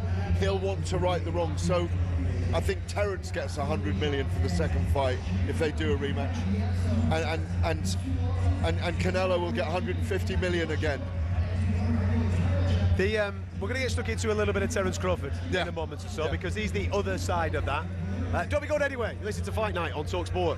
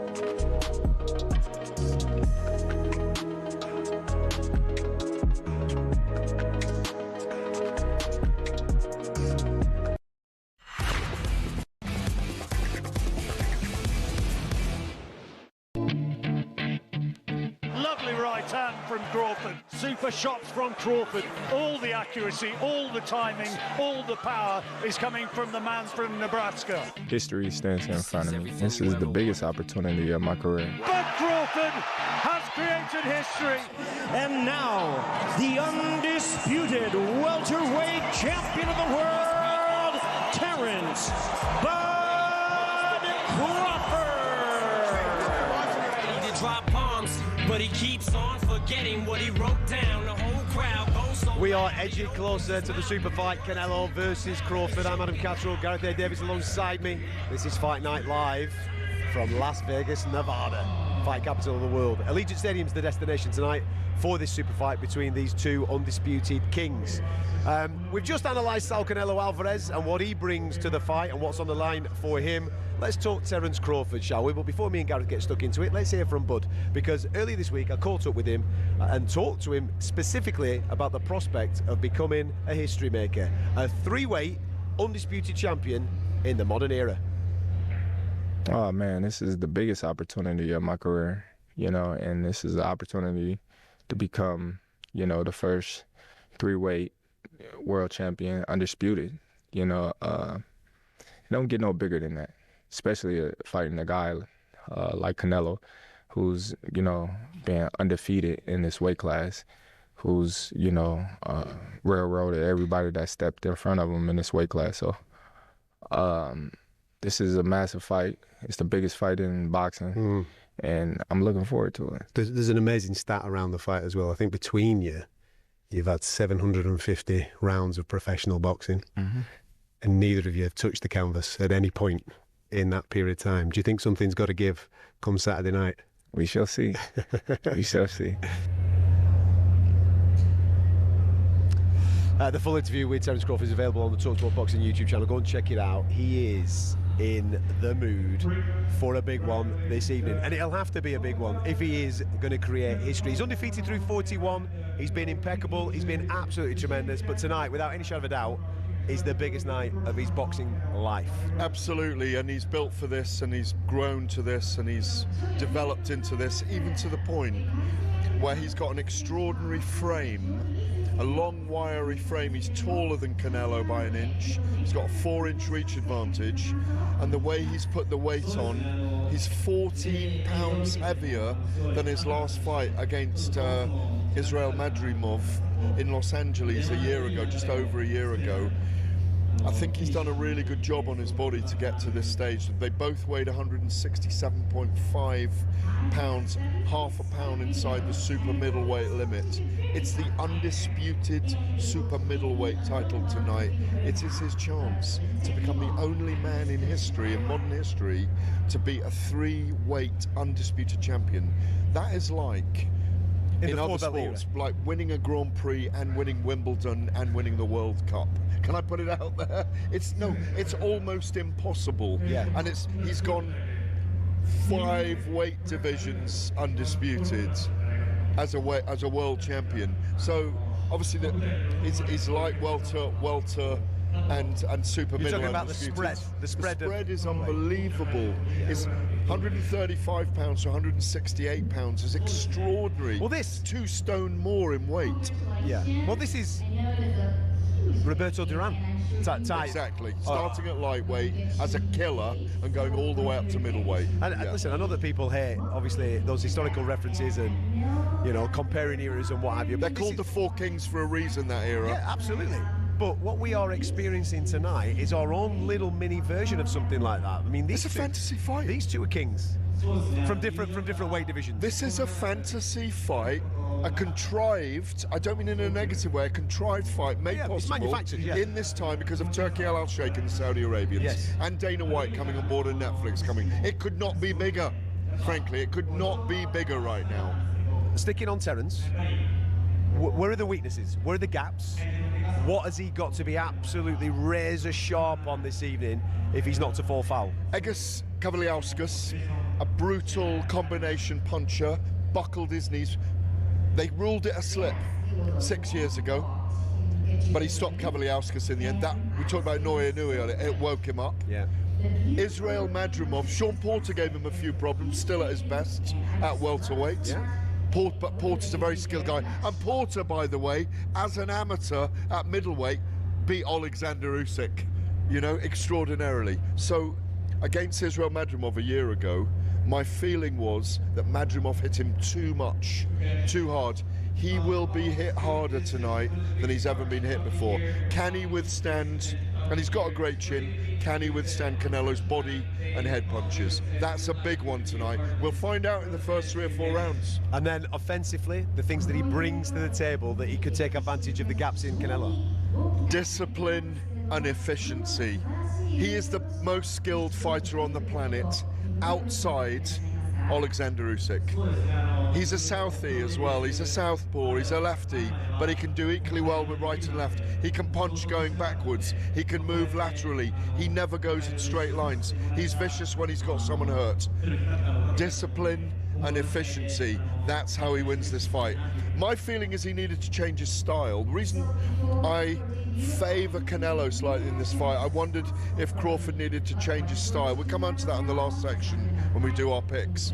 But his discipline tonight and his efficiency could make him an all-time great.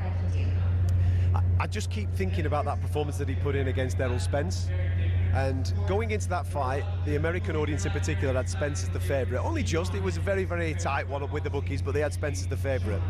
Spence was never in that fight because Terence Crawford just didn't allow him to be. He bullied him. He went in there and absolutely battered him from pillar to post and ended up taking him out and obviously announcing himself as the undisputed king at 147 pounds. I keep thinking to that, and I just think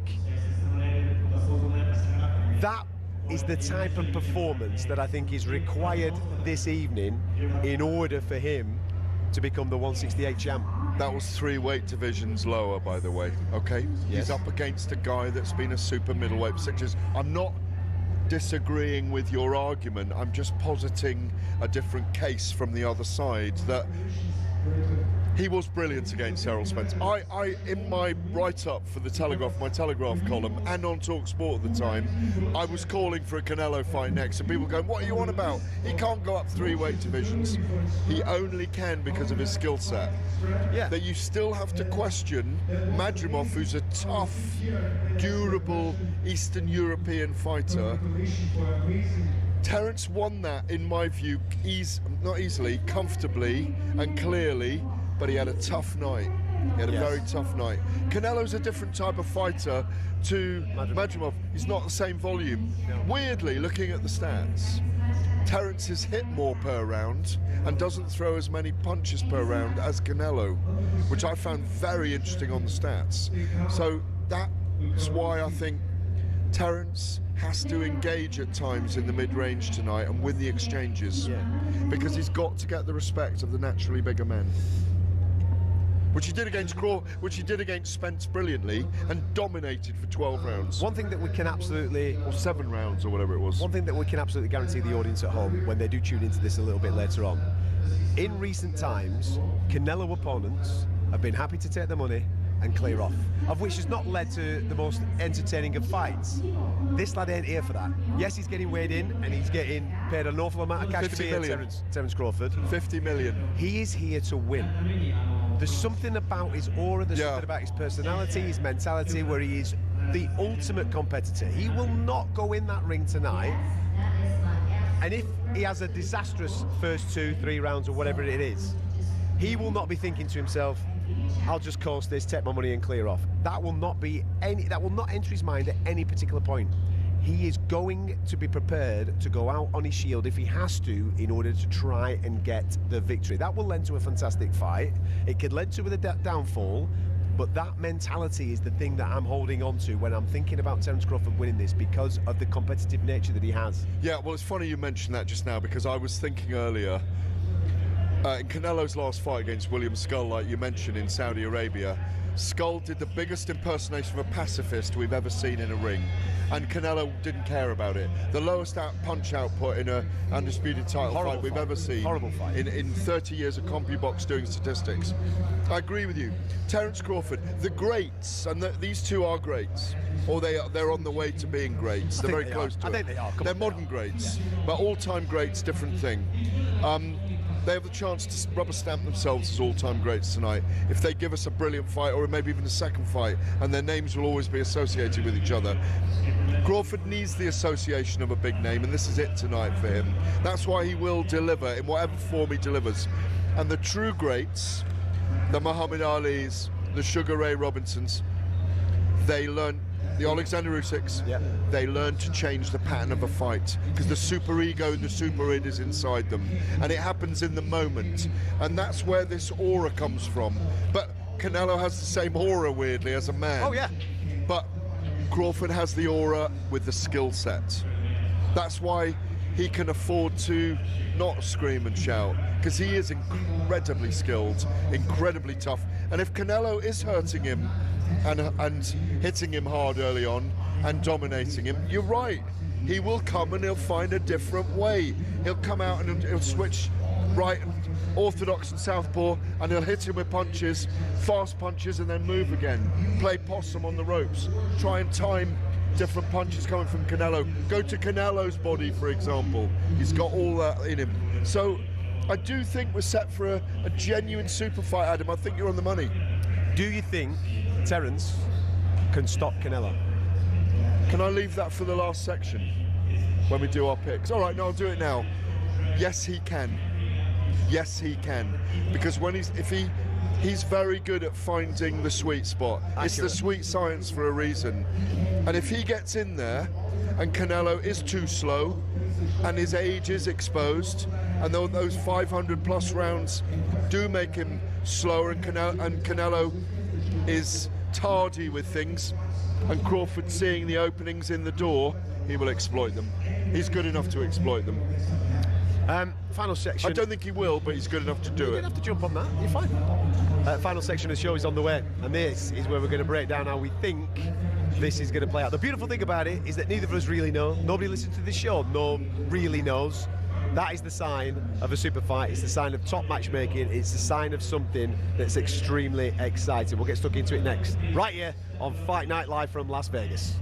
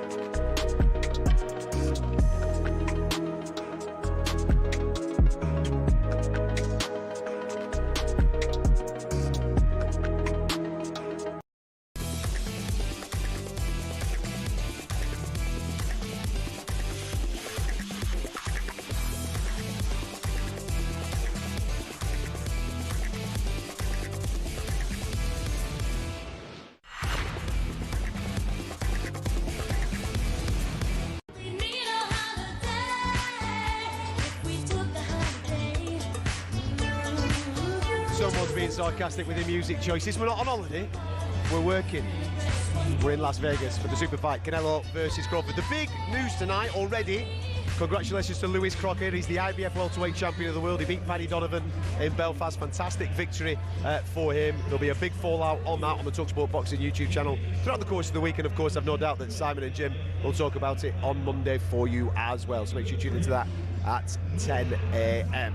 We, though, are concentrating on this. Canelo versus Crawford. We've given you the Canelo rundown. We've given you the Crawford rundown. It's time to get stuck into what we actually think is going to happen when these two giants of modern boxing take to the ring here at the Allegiant Stadium in Las Vegas. Gareth A. Davies alongside me, as always. The time for talking, my man, is nearly done. These boys are going to be walking very, very soon. When that first bell goes, talk to me about the silhouettes, talk to me about what you think you are going to see. And just if you're listening to this or watching this, 5 a.m, it's around 5 a.m, Canelo and Crawford walk in the UK. This stage is set, as you say, 80,000, 70,000 people in this $1.5 billion stadium, $2 billion stadium. It's impressive, isn't it, by the way? I've been coming here 28 years for Very fights. impressive. Never been to a stadium fight here before.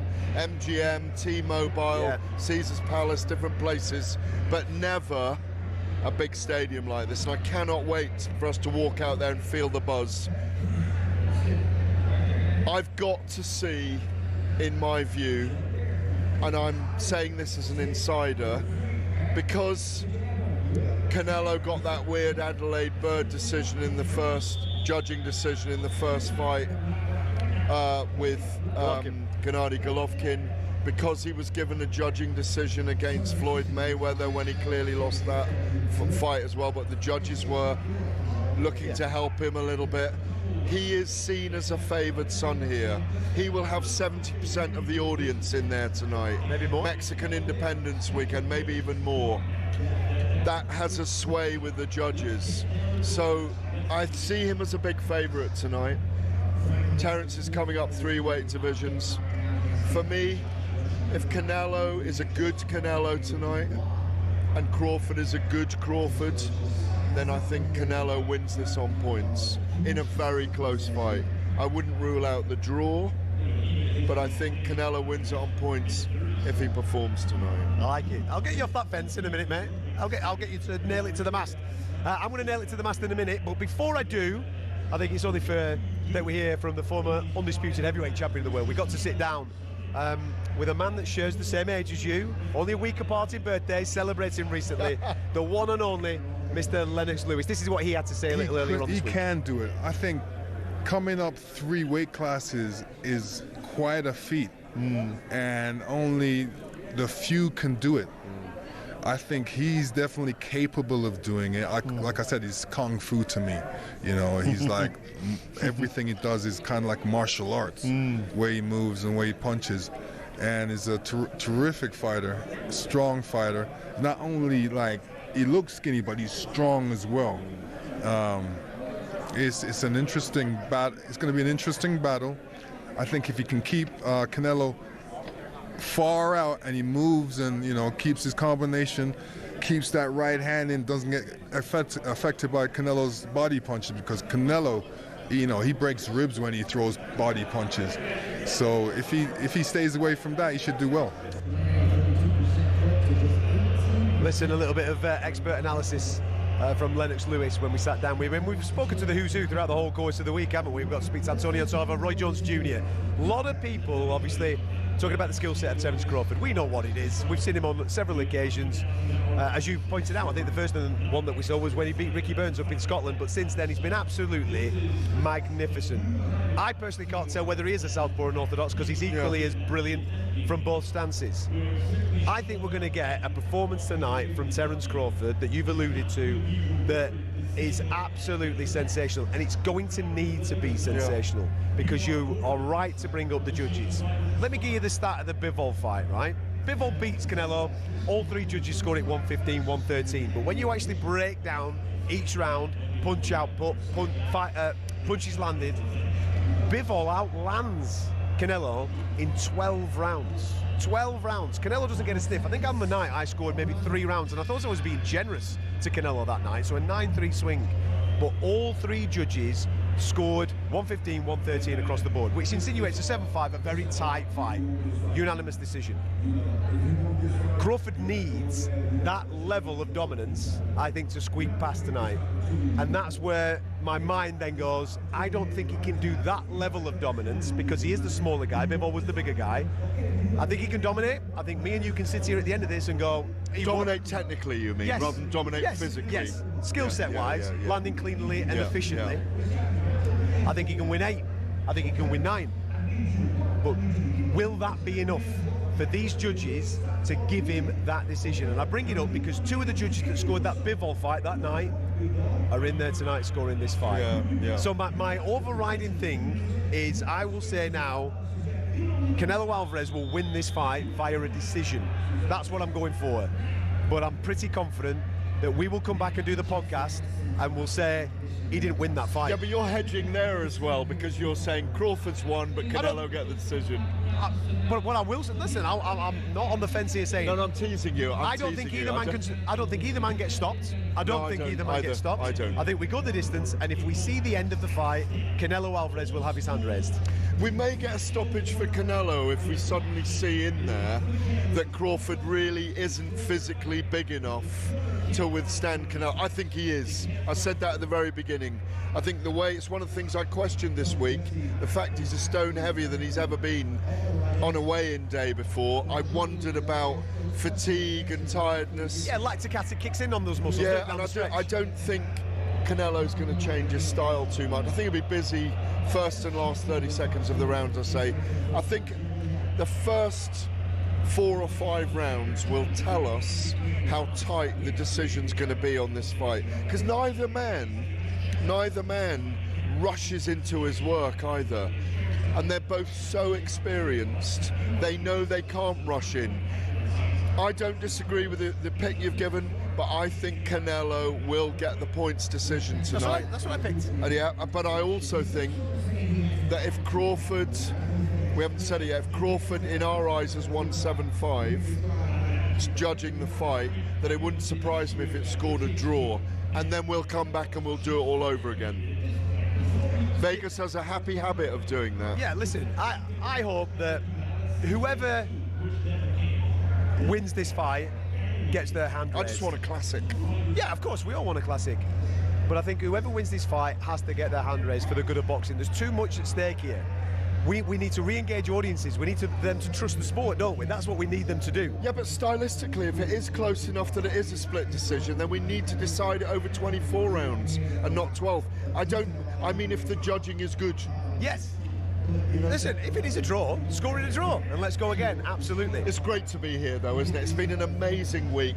The culmination of these weeks is so special. I feel so privileged and honoured to be here and be doing it every time. It's amazing. It's a super fight. Listen, it feels, for the first time in a long time, being in Las Vegas, being around a boxing event like this, obviously it kind of reminds me a little bit of when we went Wilder Fury, the second time in particular when we were at the MGM. It's got that little bit of a buzz. That one maybe had a little bit more of a buzz with the British fans throughout the course of the week, so maybe we were a little bit more connected to it. But it's really kicked off over the last 24 hours, and it's going to get absolutely rowdy inside the Allegiant.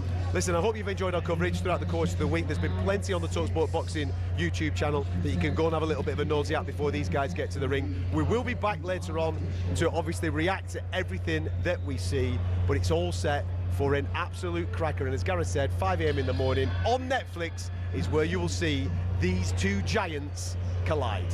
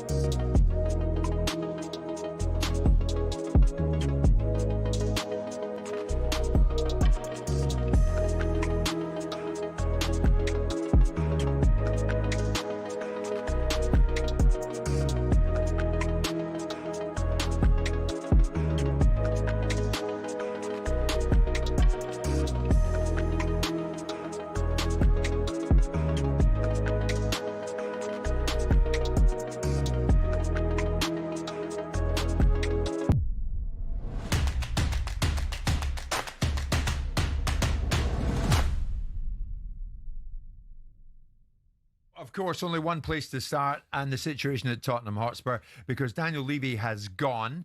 Tottenham Hotspur issued a statement last night saying they had rejected 2 preliminary expressions of interest to purchase Inouk's 87% majority stake in the club. One coming from the former Newcastle United shareholder, we know her, Amanda Staveley, her company, and the other from a Chinese consortium. Now, Simon, when we look at it, I noticed the board of the club and Inoue confirm that Tottenham Hotspur is not for sale, and that Inoue has no intention to accept any such offer to acquire its interest in the club. Is this, nonetheless, though, Simon, not a football club that's now set up and primed for a takeover? Well, it's interesting that Tottenham have made this announcement, because it might go to the root of the reasons why Daniel has gone so quickly and so abruptly. It might go to the root of what was actually going on behind the scenes. Daniel may well have been orchestrating, this is supposition on my part, may well have been orchestrating a sale process that involved him staying in the business and having his cake and eating it by selling his own shares. And that may well be why the sudden, abrupt, and from what I understand, rather aggressive nature of Daniel's departure from Tottenham. Because so was it a sacking? Pretty much, yeah. Tantamount to a sacking? Yeah, I mean, pretty much. I don't think he was asked to leave politely. And so, with the best will in the world, and Daniel was very silent at the moment in time, which always makes you feel that someone's legaled up. You haven't spoken to him? No. And, you know, the fact that Spurs have put out a statement tells you something. There's no need for this. I mean, the Rule 9 is basically, if you make an offer for the majority shareholder's stake, you've got to make an offer to all the minority shareholders as well. Right? So that's just a positioning situation. But it feels to me, if I'm reading it, the room, and it's my nose that's telling me that rather than fact, that this feels like there might have been something in the background that Daniel was orchestrating or doing, and it may well be that he wanted to sell Tottenham Hotspur. He wants his huge amount of money as a result of it, and probably wanted to stay in situ. So if that's the case, that will go to the explanation of why it's happened so quickly. If it's not the case, then it's something else. But Daniel wasn't asked, you know, to leave without very good reason. Yeah. So Inoue are saying not for sale. Do you think that resolve, Simon, will be tested in the coming days and months? Well, it depends who's going to write a cheque. I mean, Amanda Staveley is a hustler. She'll get in the middle of a deal and create an outcome, and fair play to her. She created a deal at Newcastle and she got paid well out of it. And if she can create another opportunity here, she'll do the same. I mean, the bottom line is Spurs will be for sale. It's about what someone's prepared to pay for it. It's interesting that Inoue have come out with a very interesting statement, because I would assume, with due respect to what I've just said about Daniel, that Daniel was running the business at the bequest of the majority shareholder. So to come out now and say, we want success, is almost laughable, because I'm assuming it was their directive that Daniel ran the football club by in the first place. Yeah. It's also interesting that you make that sort of statement after the transfer window's closed. Are we right to believe the decision around Levy going was driven by Vivian and Charlie, who are Joe Lewis's children? I think the method of execution is relatively immaterial. I think the fact that he's gone is the more material thing. You know, if you listen to the Jungle Grapevine, it will tell you that Daniel was unceremoniously asked to